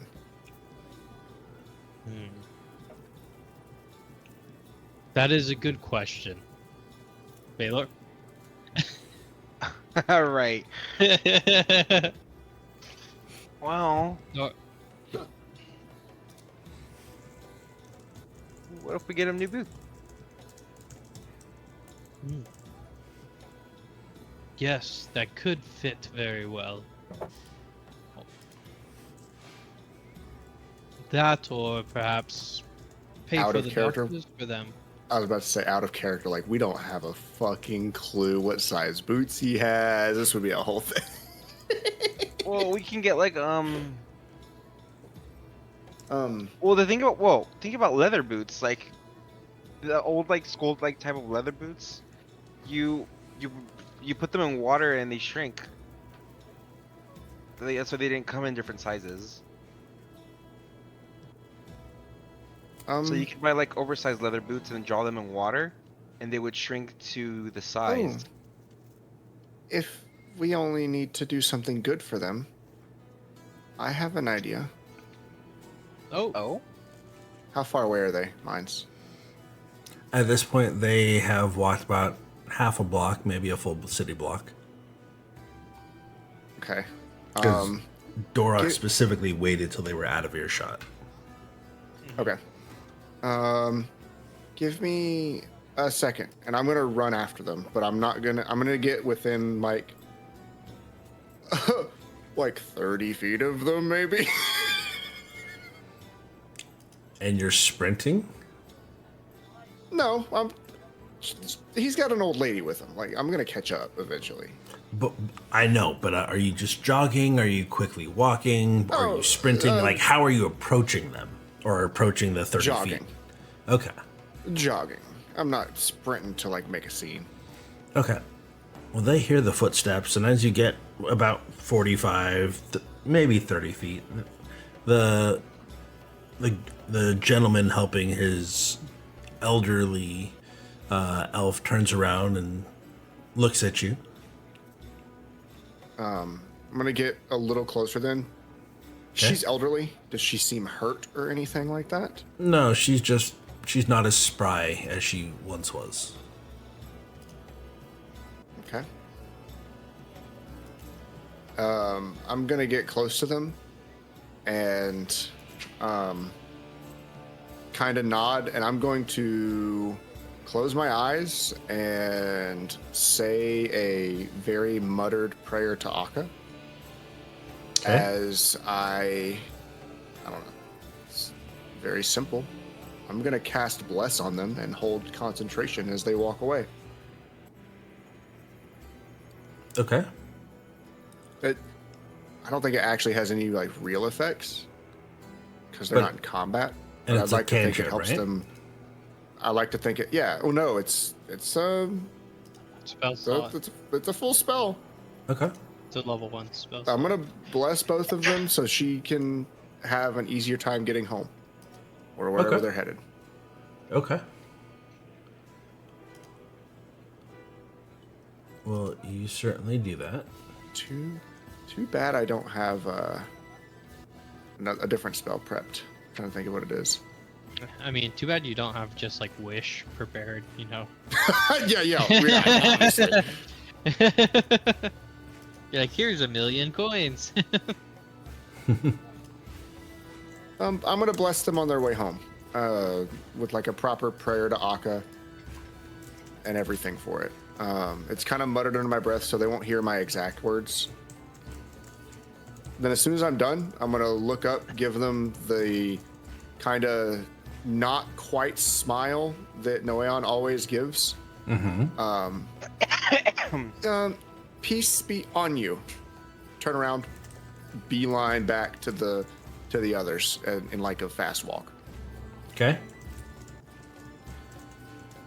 And they smile and nod and, well, thank you, sir.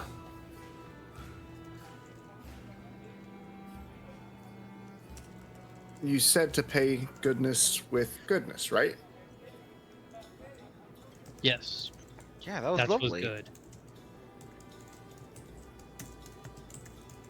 So I prayed to Akka, and some magic happened again. But I think I did goodness. I think you did too.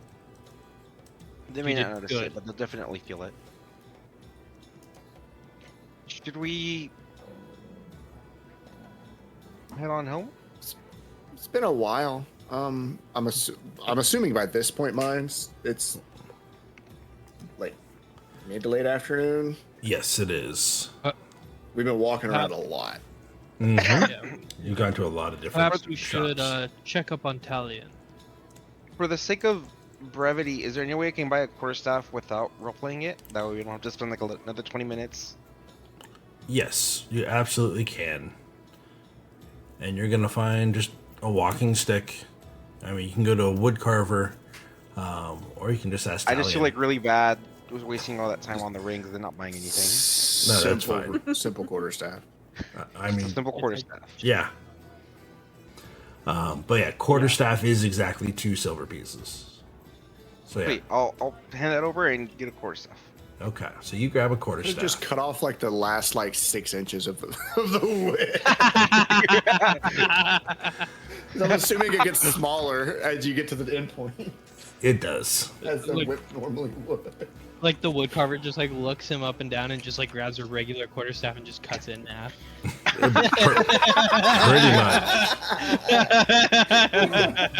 Here's your Hey. 1/8 staff, sir. You just hear the saw blade turn on as he comes right back. Yeah. So yes. So you guys head back to the mansion where Talian, have you headed back to the house or are you wandering? What are you doing? I'm back at the house. Okay.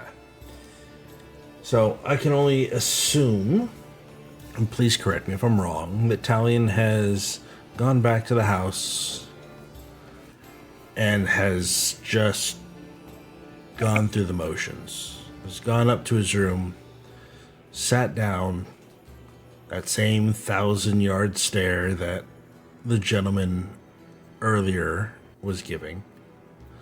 Yep. Just thinking about the realization that hasn't quite fully seated in his mind. So Yep. as you guys enter the house, there's no answer if you say, Talian, we're home, and you knock on the door and open it to find Talian just kind of sitting there, numb. Oh, hey, Talian, check it out. I got a. I don't reply. Dorak, very wary of making her angry again, is just gonna like scoot back a little bit and let them take charge. Talian?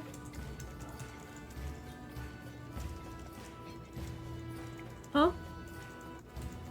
We're back. Oh. Is everything okay? Yeah, no, everything's okay. What were you showing me? I'm sorry.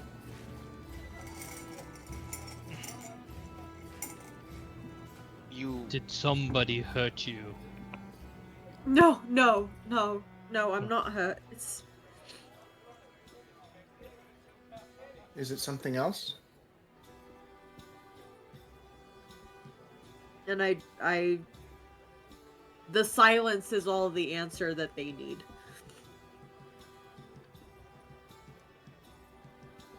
So it's not something else?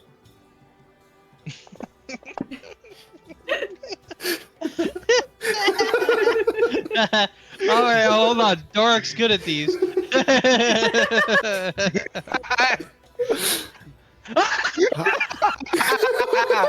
Hold on, hold on. I have to see. I know I said that, but I have to see. No. Dorak's just gonna nod his head. A Still character my for answer. every So it's single going one of over us. everyone's heads. It's going Well, totally over everyone's heads then, except for Baylor you, had a Baylor. really good one. Yeah. Now, hang on a second. So, Noeon had disadvantage. Well, actually, the very first thing The next player roll disadvantage with a 4, which would be Valor because he That rolled would've been first. mine. The- Okay. Oh. Noeon has disadvantage with a 12. 12. So I got So a it's still my 4. Okay, Oh wait, how much was it for me then? you're a 4. You rolled You a have a 5 5. total. I got total. a 5? Oh. So plus And 5. let's see. And then Talian has to I roll also- deception. But Talian has a 6 for advantage, so it's whatever he rolls, which I assume will be higher than a 6. But Yeah, even with hold the on. 6, it's higher than anything we rolled. That is true. It's Still just worth- auto still success. worth- Okay. I would just want to make sure that we're not missing these. So, okay. That was almost a natural 20. It's a 15. It God almost damn. was. Yep, exactly. Oh, Yeah, oh, because I get bless a I get a +7 to fucking. That's Yes. crazy. Yes, plus you 7 do. to fucking? Crazy. It's because I have new special skills thanks to my subclass. That's crazy. Mm-hmm. And I technically have a 7 advantage left over that I haven't used. That's next. You have... I have it written down in my Yep. notes that I have Yep. it. So Advantage 7 for Noeon. Yep. Okay. Okay, in that case, Dork's So gonna it's- nod and he's gonna be. Well, seems like you're okay. But you would tell us if something was wrong, right? Sure. Let me guess, it's about your puppet, isn't it? No, it's not about that. So someone did hurt you. No, I'm not Someone hurt. hurt? Oh, I'm not hurt. I promise. you saw like when Dorak heard that someone hurt you, he like instinctively reached back for his halberd, and then he stopped when he heard you weren't hurt. Then he got sad that he didn't get to use his halberd. I'm gonna whisper to Darren. Darren, you might want to hide in my coat just in case she gets upset again by seeing me.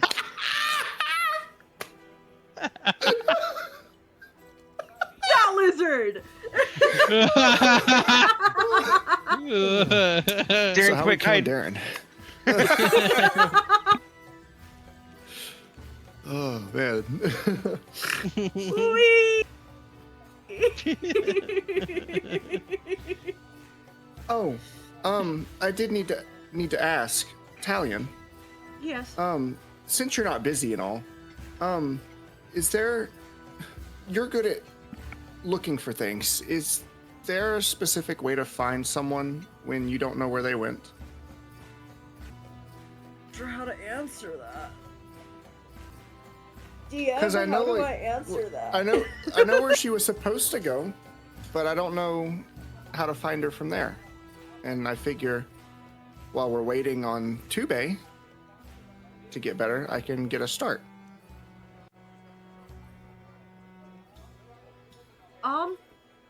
I'm not really sure because it's not necessarily the same as tracking. Oh, is it not? No, generally with tracking, it's finding footprints or breaks in a twig or something like that to follow a path that someone's taken. With something like this, which I'm assuming you're looking for your mistress? Master? My master. Whatever she's called. With something like that, it's a bit more complicated. And that's not something I'm very good at doing. Oh, I mean, if you know where she's supposed to be, really the only thing you can do now is just ask. But okay. aside from that, I don't really know. I'm sorry. No, it's okay. I've been getting that no answer a lot, so I'm fine. Way to really rub it in there, Noeon. For real.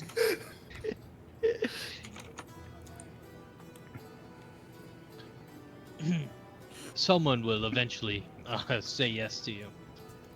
Well, I'm sure we will find her soon. I mean, she's supposed to be coming here because she's an elf at some point. Oh, I didn't know your master was an elf. Mm-hmm. When were you supposed to meet up with her? Well, she was supposed to come back home like 2 months ago. She never did. It's a little bit of time. Where was she coming Well, she from said- again? On that Was she note, also- Mindz. My backstory, I don't think I ever fixed it from when you told me. I still have insert city name here.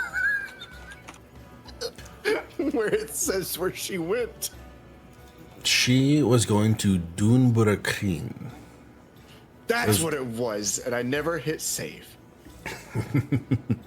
Yes, she was going to Dunburakrin.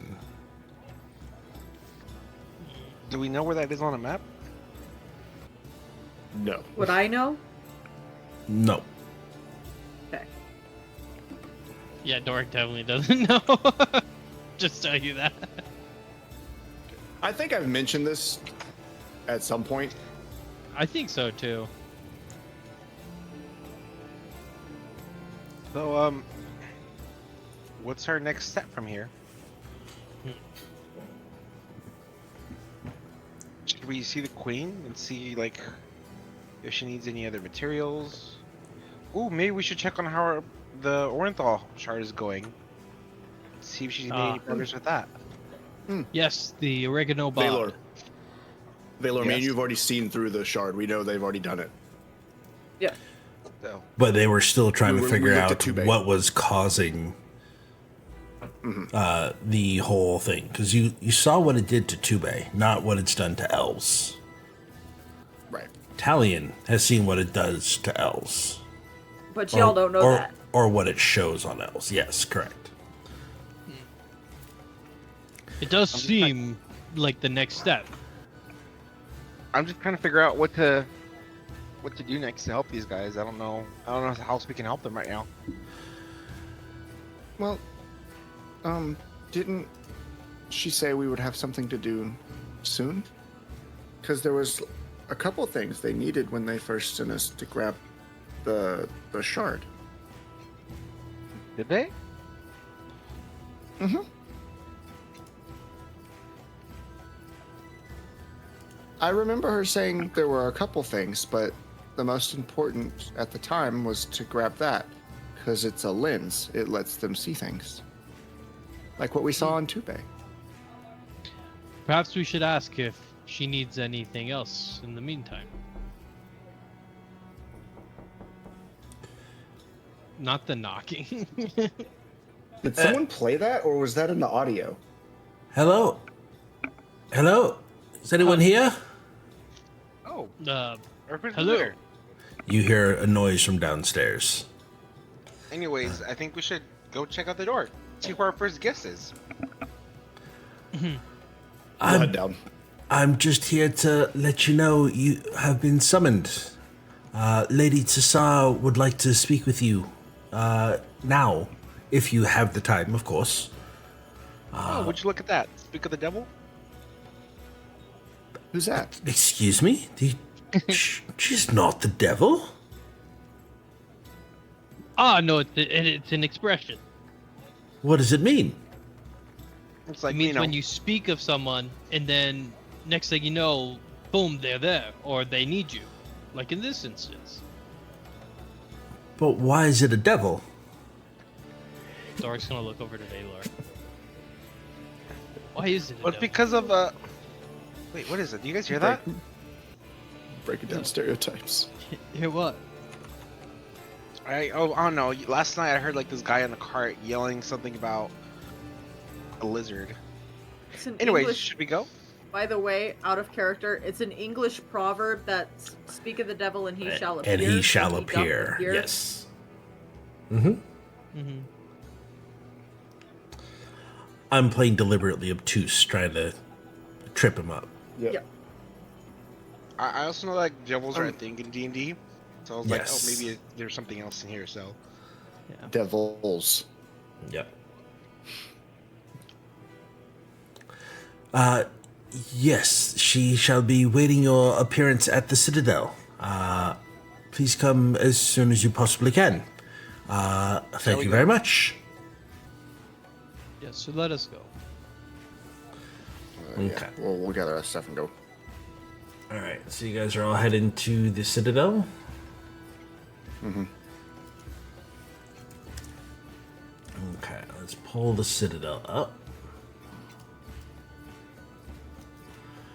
Now,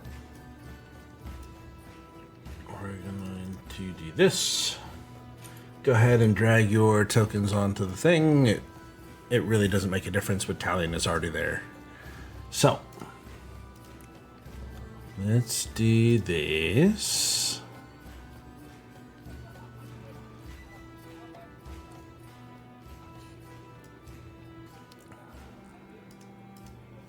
Okay.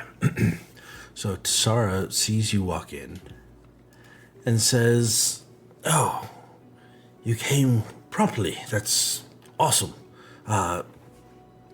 We have some news to share. I will let my lead researcher explain it. Please, follow me." As she will walk you guys towards the middle of the sanctum. Now, the research chamber that Talian you have been in is a little different than where you're going now. You see, there's, everybody notices that there's these massive crystalline apparatuses that are humming softly, but their interiors are glowing, almost like they've trapped lightning within them.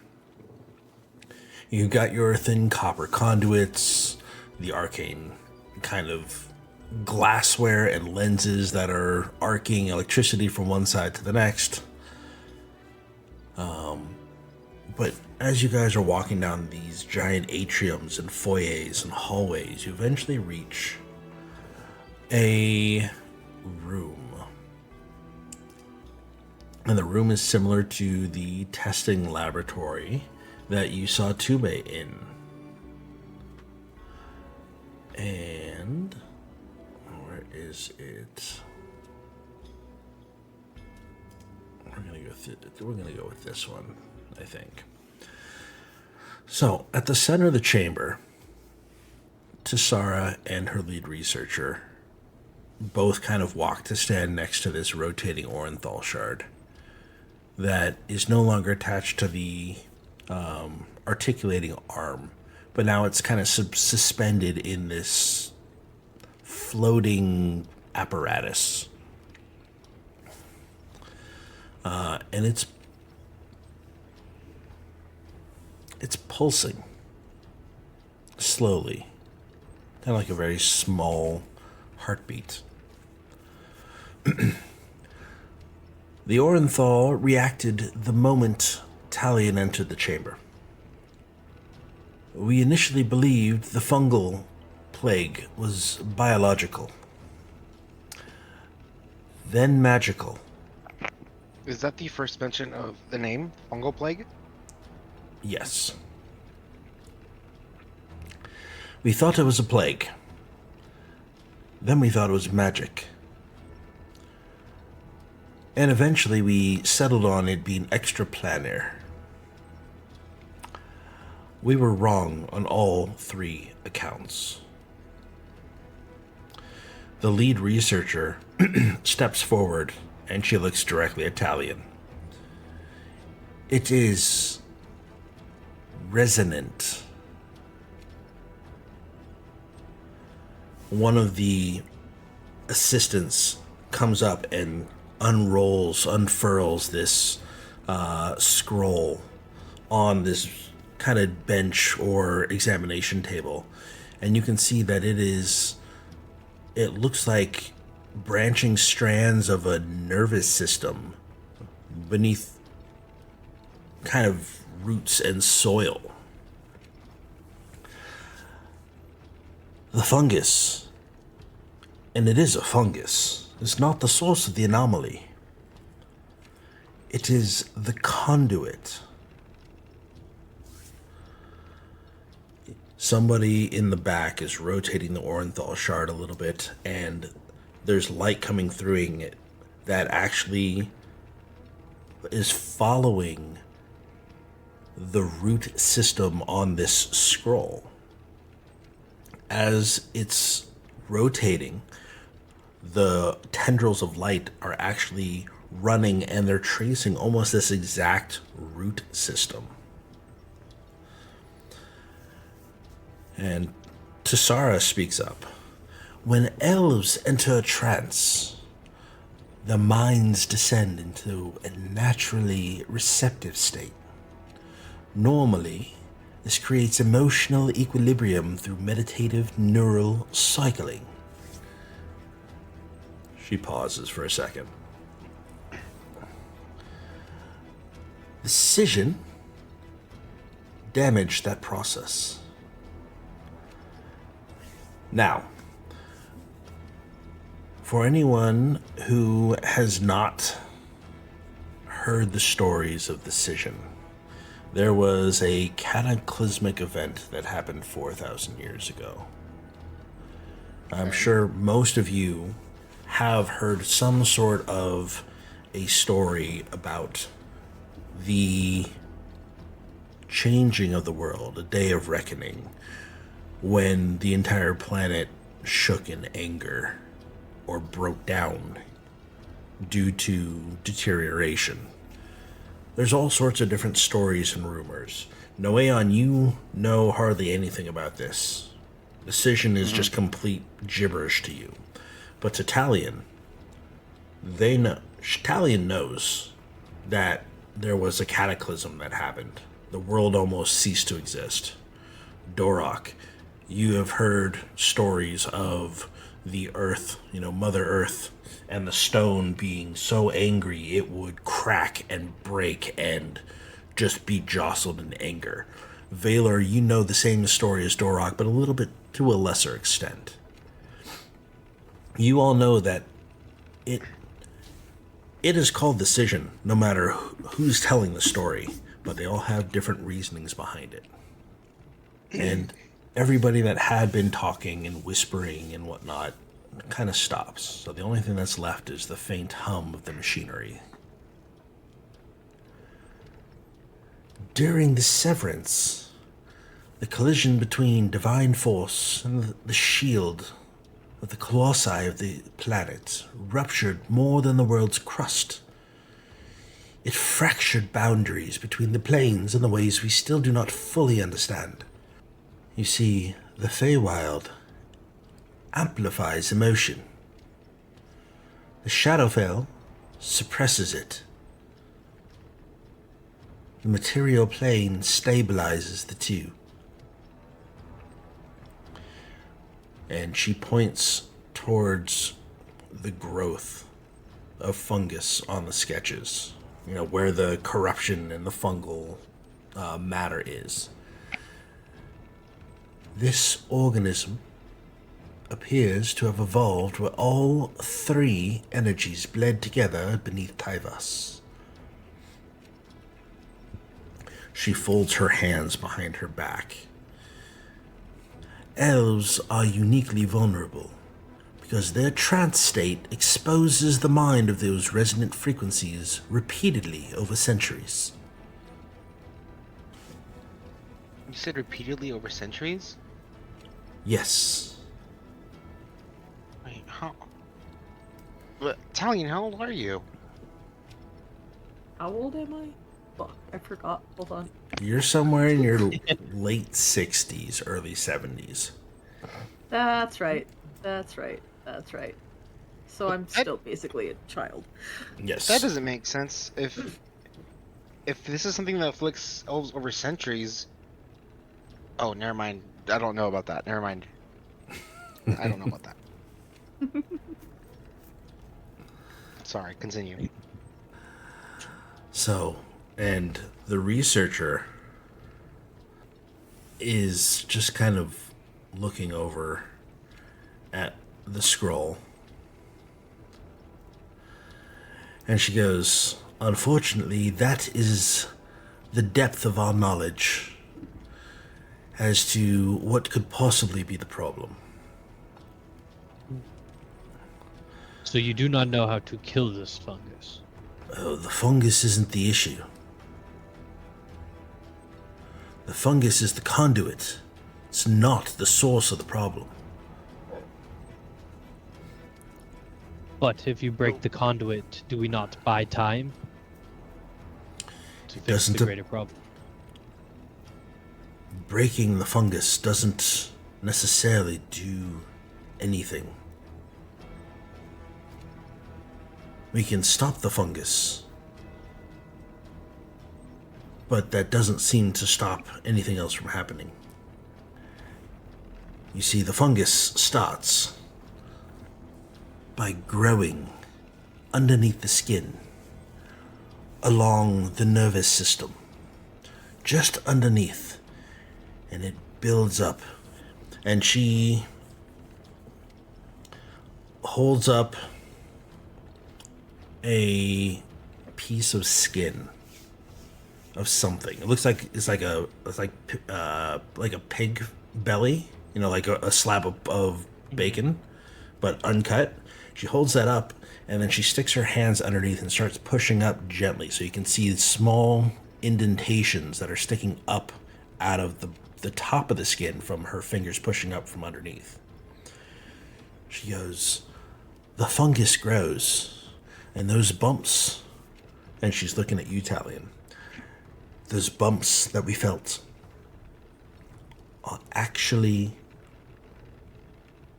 mushrooms. It's not just freckles. Those are blighted mushrooms. Wait, so you said it leaves elves more exposed. Does that mean other races can get this too, aside from elves? It only seems to be affecting elves. We are continuing our research, but as of right now, I'm unsure. We're still not even sure what the fungus is. But if we burn it, it dies. But we can't just go burning up every elf that we see. We're trying to save them, not genocide. Now, you guys see the shard pulsing again, like just a brief twitch. Mm-hmm. And there's a crack of blue energy that arcs across this containment field that the lens is sitting in. Tassara goes and immediately kind of stabilizes it with an abjuration sigil before continuing. The researcher who watches her do this says, now Orenthal responds to planar instability. It was forged, or perhaps grown, under situations similar to those created during the scission. And Talian's condition caused the shard to resonate. Excuse What do me, you mean? Talian's condition? Yes, And my face just kind of blanches. he is not merely infected, Tassara says softly. He's synchronizing with it. Talian? Now, I just found out right before you came in. I was still processing. I'm sorry I didn't say anything. Now, before we get ahead of ourselves, we believe a cure is possible, or at least a stabilization ritual. You see, your friend Tube came in, and he was exhibiting similar circumstances. It did not react exactly the same way. But that's what led us to really understand that this was more than just something natural. The fact that that purple worm toxin was mutated. Well, we found out that it was fortified by this planar resonance. So, I have put together a list of reagents that we can potentially use to fortify the medicine that we used on your friend Tube and make it stronger and see if that reacts to what the elves are afflicted by. Because if it is indeed something of the 3 planes of existence, we're going to need more than a miracle to save ourselves. Holy cow. Now, I know this is not your fight. And then she pauses and looks at Talian and kind of... You can tell that she wants to correct herself, but she presses forward.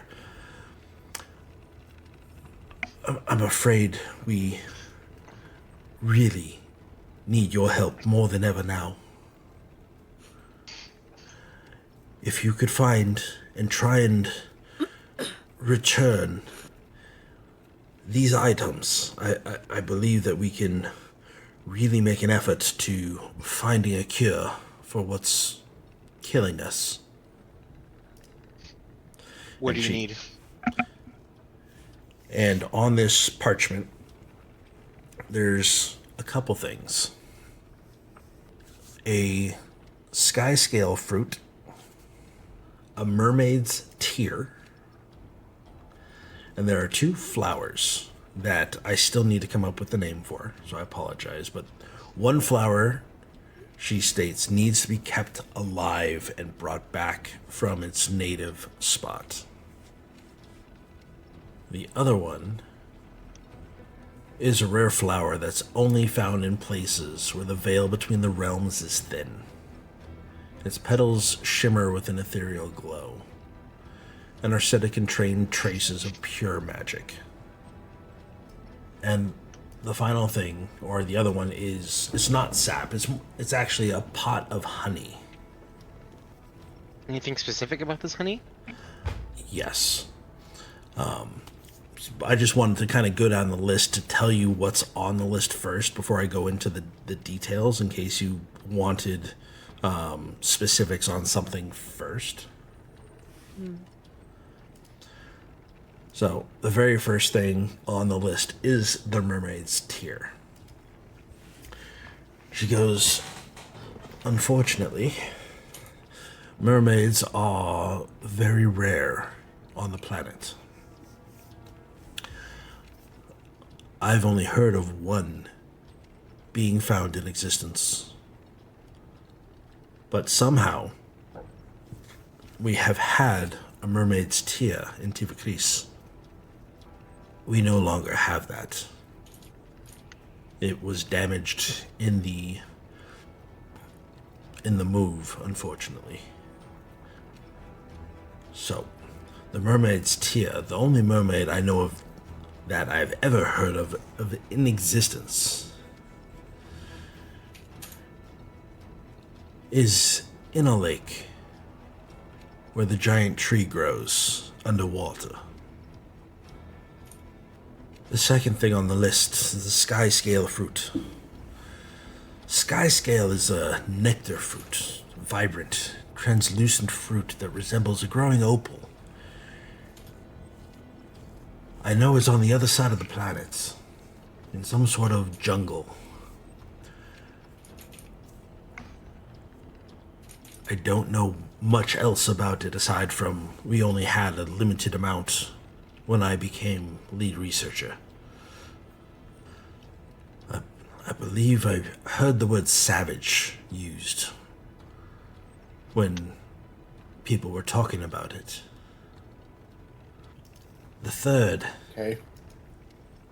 on the list is the Moonveil Iris, a pale silver blue flower that only blooms beneath direct moonlight near magically saturated waters, in places where the veil between realms is thin. The fourth one is called Cinder Blossom. It's a dark crimson flower with ash-black edges that grow from volcanic soil. It's warm to the touch even in the cold climates. Now, with that flower, it needs to be kept alive unless it's surrounded by warmth and heat, it can wilt very, very quickly. That one, I believe, only grows at the peak of the Devil's Spire. And finally, a pot of honey from a hell wasp hive.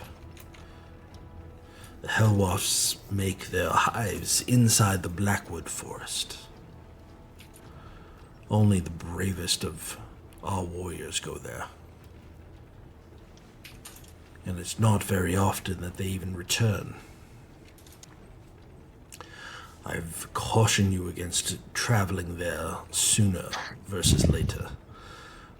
But unfortunately, that is... the wax itself and the honey holds very, very magical restorative properties. So are we making only one dose?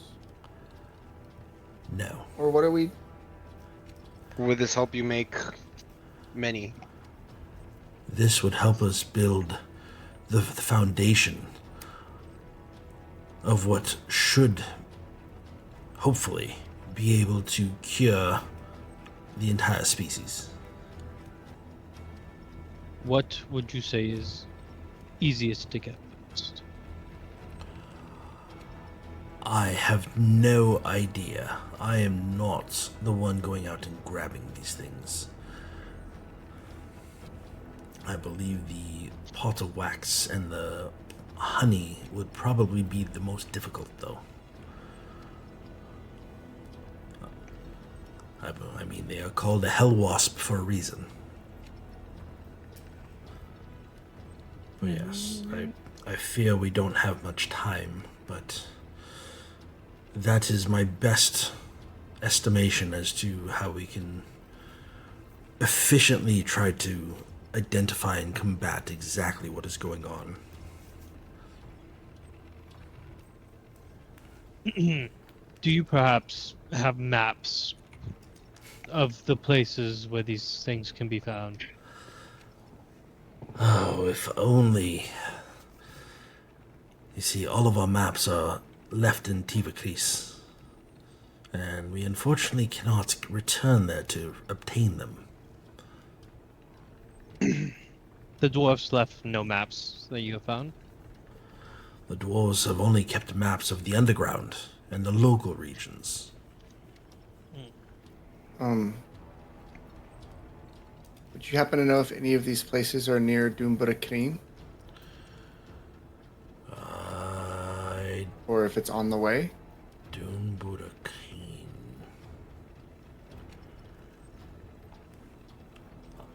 That I'm unaware of. I have never been to Doomburakeen before.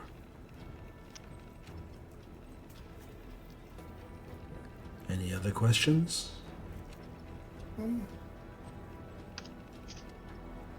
I don't think so, other than where to start. Do you know where that tree that you mentioned for the mermaid's tear is?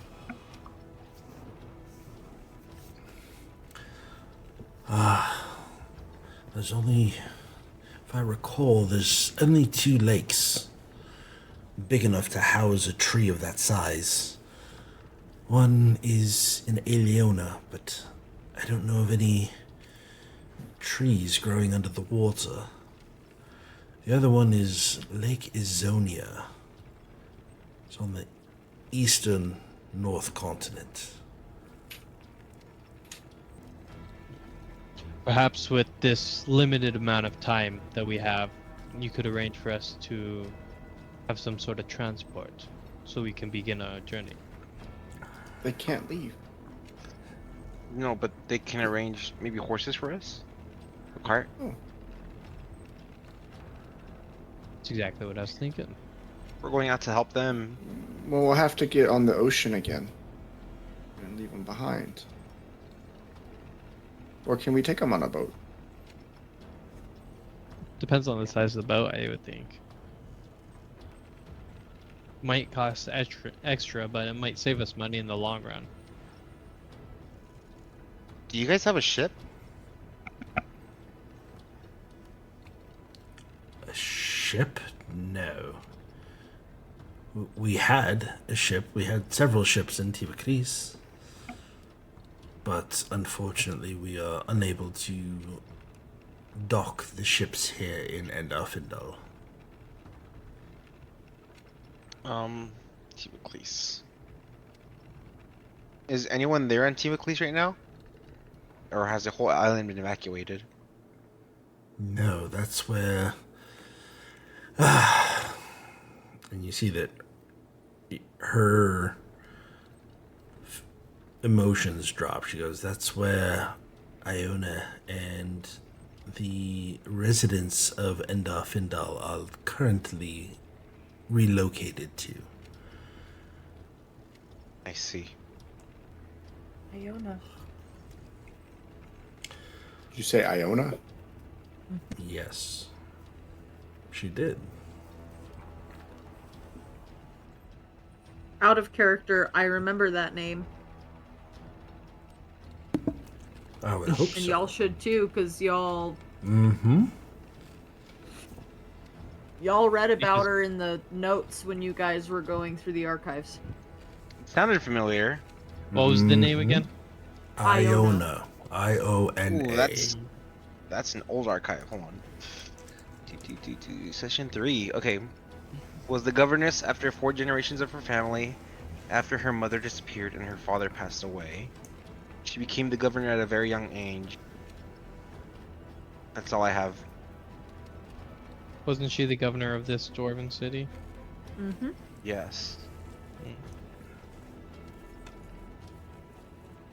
I also have So some the more dwarves information have all about- been relocated to Tivaklis? Interesting. Interesting. Jinx. They said, let's swap cities. Pretty much. So that is weird, isn't it? Why was the point of having them switch cities? Why did not just have them all confined to Tivaklis then? Because Tivakris has a wharf. They can't keep tabs on us leaving as easily. So basically they wanted to keep you guys somewhere landlocked? They wanted to keep somewhere where they could watch the only exit. That's stupid. Not when they're terrified of what you're capable of. When I was looking at my old notes, I found something interesting that I think relates to the schism that you spoke of. Decision? Something about decision. Back when I looked into the archive, there was a contradiction in the heat flow records. There was a large-scale disaster, but no mention of how it was resolved. Maybe that's what it was? How long ago was it said that the decision was? Decision happened about 4 generations ago. So 4,000 years? 4 generations ago. Elf generations. No, I Yes, know. 4,000. It adds up to what I found in the archive. About 4,000 years ago. Yep. That's very interesting. Well, that's impressive. Now, Unfortunately, we cannot prepare transportation for you. However, I do have something that may be of use to you. Now, if you would all please follow me, and Tassara will lead you to her throne room and off to the other side and through there into a banquet. A banquet hall. And from that banquet hall, there is a door that is locked. And she uses her magic. She waves her hand, and she unlocks these doors that open into it. And inside, you see that there is a massive vault. And inside this vault, she goes and she picks up a certain couple things. And she comes out to the party, because you guys are just kind of waiting at the doorway. What she does is she pulls out a couple different items. The very first thing, she walks up to Noeon. Ooh. And she holds out a shield. Oh. Now, this shield is transparent. It's translucent. It's almost like it's made of physical energy itself. Can you see all the way through it completely, or is it like frosted glass kind of thing where like you can tell there's something behind it but you can't see? Which would you rather it be? I don't care, but it does have an effect on. It is translucent.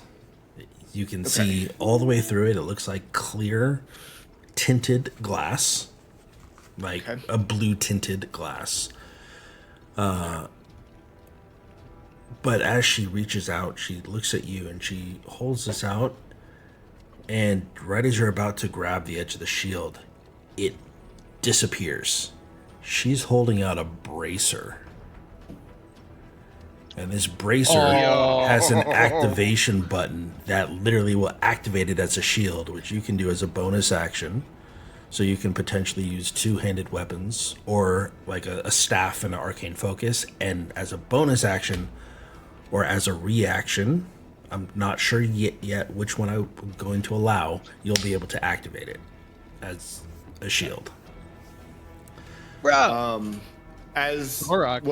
Since you're explaining what that does, as part of my protection action, could I do it, but I have to keep it out?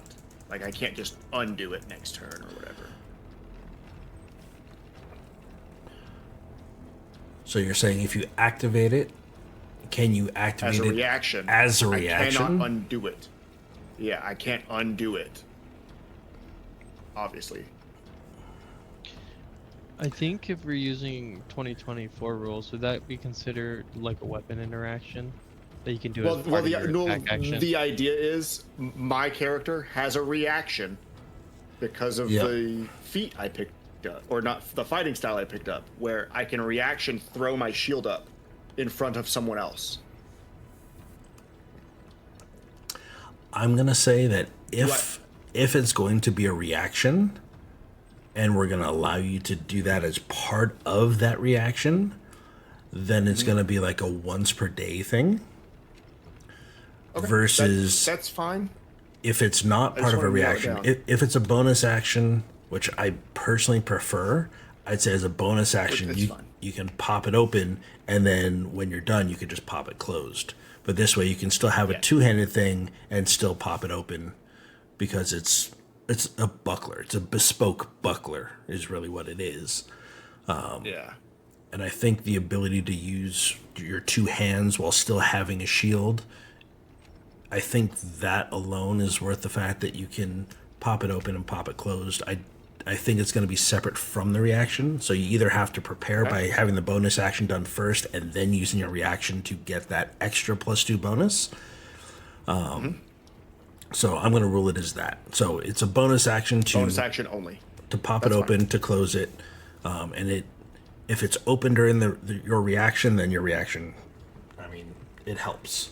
But that way you have to prepare it, if that makes sense. That's okay. That if it has to be a bonus action the whole time, that's completely fine. I just wanted to know ahead of time. Okay.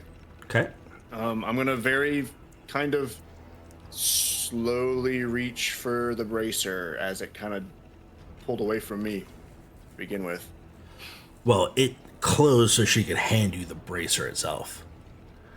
She says, Right, but I see it just like shrinking. It, like as I reach Yes. for it, it just like disappears. yes. So she, says, I've noticed your shield has seen better days. I want to present you to this as a thank you for bringing back the shard, which has given us more hope than you could ever think to imagine. Thank you, Noeon of Redfen. Thank you. I'm gonna take it. I'm so confused by everything that's happened in the last 20 minutes. Noeon is so confused and lost. Okay. Now, next, she turns to the Talian. She's going to turn to you. And you see that she kind of has this heavy, emotional look to her, but she's... Swear to God, if it's another cloak. I should do that. I absolutely oh my gosh, should that's do so that. funny. That would be hilarious. Oh my gosh. She holds out a ring to you. And this ring, right, she puts it in your hand and then curls your fingers up and then holds your now closed fist with both of her hands and says, "This seems to have been made for you, for this moment. This is called the Ring of Steady Emotion. When you wear it, your emotions should be calmed. You should never let emotion overcome you. No matter how poor the situation is, just remember there's always, always hope." And what this ring does above table is when the wearer fails a wisdom or charisma saving throw, they can re-roll it once per long rest. After using this effect, the ring becomes warm and faintly discolored until dawn, as a reminder that it has tried to bear the burden of failure to keep you going, so that you can keep going at full strength. Okay. Thank you. I will wear it with pride. I appreciate it. Thank you so much. And I slip it on my finger. Now, she then takes a heavy iron and basalt neck torque and turns to Dorok. Ooh. Now, on this iron and basalt neck torque, there are these veins that are flowing through it in this blue light of sorts. And Chisara says, "This torque was originally designed for elven guardians showing early symptoms. It's meant to ground both mind and body under stress. Unfortunately, since this is not for what happens to be affecting us, I feel it should go to you. You will have the most advantage from this." and she'll ask you to turn around and kneel so she can put it around your neck. And what this does... Dork. Go ahead. I said Dork will do that. Okay. And as she's putting it on you, she says, strength is not merely the ability to strike. Sometimes it's the ability to remain unmoved. This is called the Stone Heart Torque. Now what the Stone Heart Torque does is it gives you advantage on saving throws against being pushed, knocked prone, or forcibly moved. Once per short rest, whenever you take damage, you can use your reaction to root yourself in place. Your speed becomes 0 until the start of your next turn, and you gain temporary hit points equal to your proficiency bonus plus your constitution modifier. Dang, that's dope. Thank you. Move. Yes, you cannot move or be moved until the start of your next turn. So obviously this is a reaction. But yeah, I mean, if you're about to get pushed off a cliff, you could literally say, nope. Right? Kind of just like anchor myself. Yes, you become a stone. You become a mountain. Right? You truly like are it. the stone's fury. Finally, she turns to you, Valor. She walks up to you and she kneels down and says, and of course I didn't leave you for last because you are the least. And she Appreciate that. she taps your circlet that you haven't taken off since she's met you. And she goes, I almost flinch and pull my hand on it. She goes, the mind breaks not from pressure alone, but from losing control of its rhythm. And with that, she produces a thumb-sized prism of a smoky violet crystal. It's suspended within its delicate silver chain. And there's tiny fractures inside the crystal are actually refracting light in impossible directions. Similar to what the Shard of Orenthal looks like. It's not Orenthal. This is a smoky violet crystal. But the interior appears deeper than it should be because it kind of looks like something similar to Orenthal, but a completely different color. She goes, the researchers of our people have developed these prisms while studying how the resonance affected concentration and emotional impulse during spellcasting. So once per long rest, when you fail a concentration check, you can choose to just succeed. Once per say I was distracted by 2 coming in. Once per long rest, when the wearer fails a concentration check, they may choose to succeed instead. Just straight up, I pass. Once per long rest. In addition, you can cast 1 cantrip with a casting time of 1 action as a bonus action once per day. Oh, That's crazy. It's a cantrip that you can cast as a bonus action once per day. That's pretty good. Now, Tube, since you are here, I don't know how long you've gotten here since I'm on streamer mode. I just got on here like 2 seconds ago. Okay, cool. Well, I will bring you up to speed after stream because we're ending here shortly. I just want to say that Sweet. you are receiving a wondrous item from Tisara as a reward Okay. for returning the Shard of Orenthal.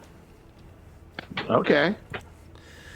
And she produces a polished bead of luminous wood suspended on a woven silver cord. For this, she mentions, I understand that you are one of Mary's servants. I feel that this is probably the best for you. And she attaches this to your neck, and she says, what this does, this is called the Gleamwood Charm. It gives you advantage on saving throws against being frightened during nighttime or underwater. You can hold your breath for an additional 5 minutes, and it emits a dim blue-green light underwater for 10 feet around you if you choose to activate it. Sounds great. So she goes, and with that is all I can offer you at the time. I really hope that you can find those pieces and bring them back, as all of our lives depend on it. We And will with- do our best, my lady. I hope so, for our sake and yours.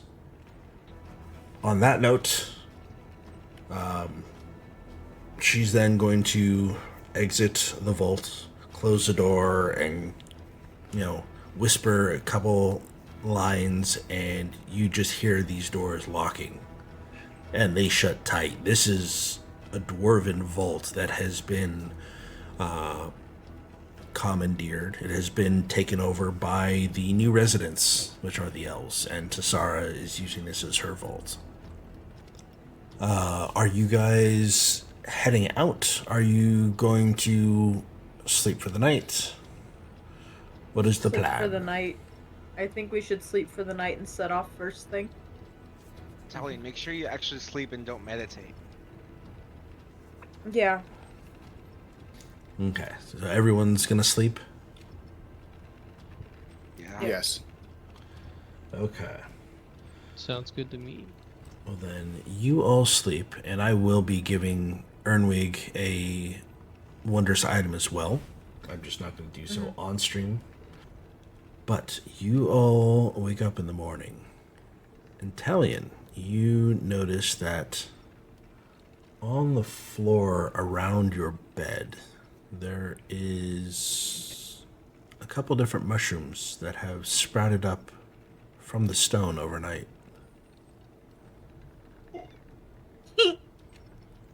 Great.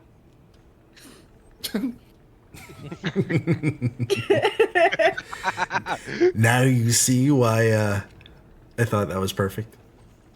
Yeah. Wow. That's my Fey gift, guys. That's my Feywild gift. Anytime I sleep, mushrooms pop up around me in a fairy circle. I know, I remember. Now it's so ominous. Oh, great. Oh, Lord. No, we have Pick to the spend like perfect 30 supplies. minutes every day to check what kind of mushrooms it is and make sure she's just not going crazy. You have no idea. Enjoy. Oh my god. Oh, Hey, my Dorok, you want to eat God. one? Lick it. Don't, Lick it. don't, I dare ya. Don't do it too. Don't do it. Mine Fruit pulled out the Zelda salad. voice. Do it. Yummy, yummy. Do it. Knew it. We got a wiggle lore drop here. All right. Well, That was. Fungal salad. we are going to head to the ending screen. Thank you, everybody, for tuning in. Saucy Bartender and Crebopoly. You guys are awesome. I'm glad you guys got to stop in at least for a little bit. Saucy, thank you for the sub. Game Master Eric coming in with a raid of 17 million people. That was amazing. I hope anybody who has stayed the entire length has been entertained, and hopefully we will see you guys next week, same time, 9 p.m. Eastern, and we will see where the party goes and what they're trying to find. See you all next week. Have a wonderful weekend, and happy Mother's Day to all the mothers out there. See ya.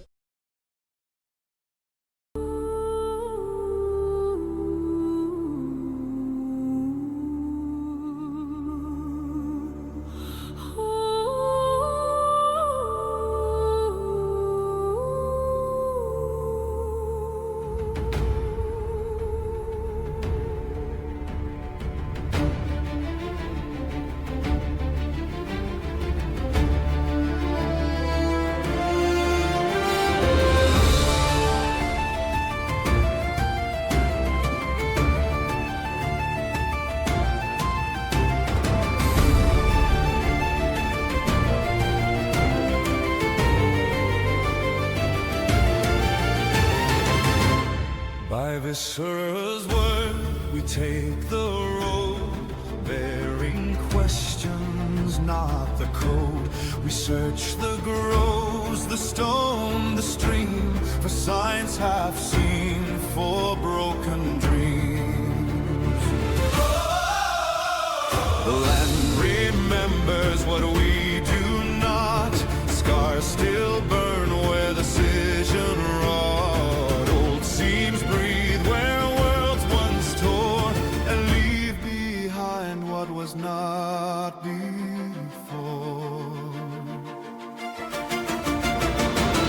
Each true we find us something new.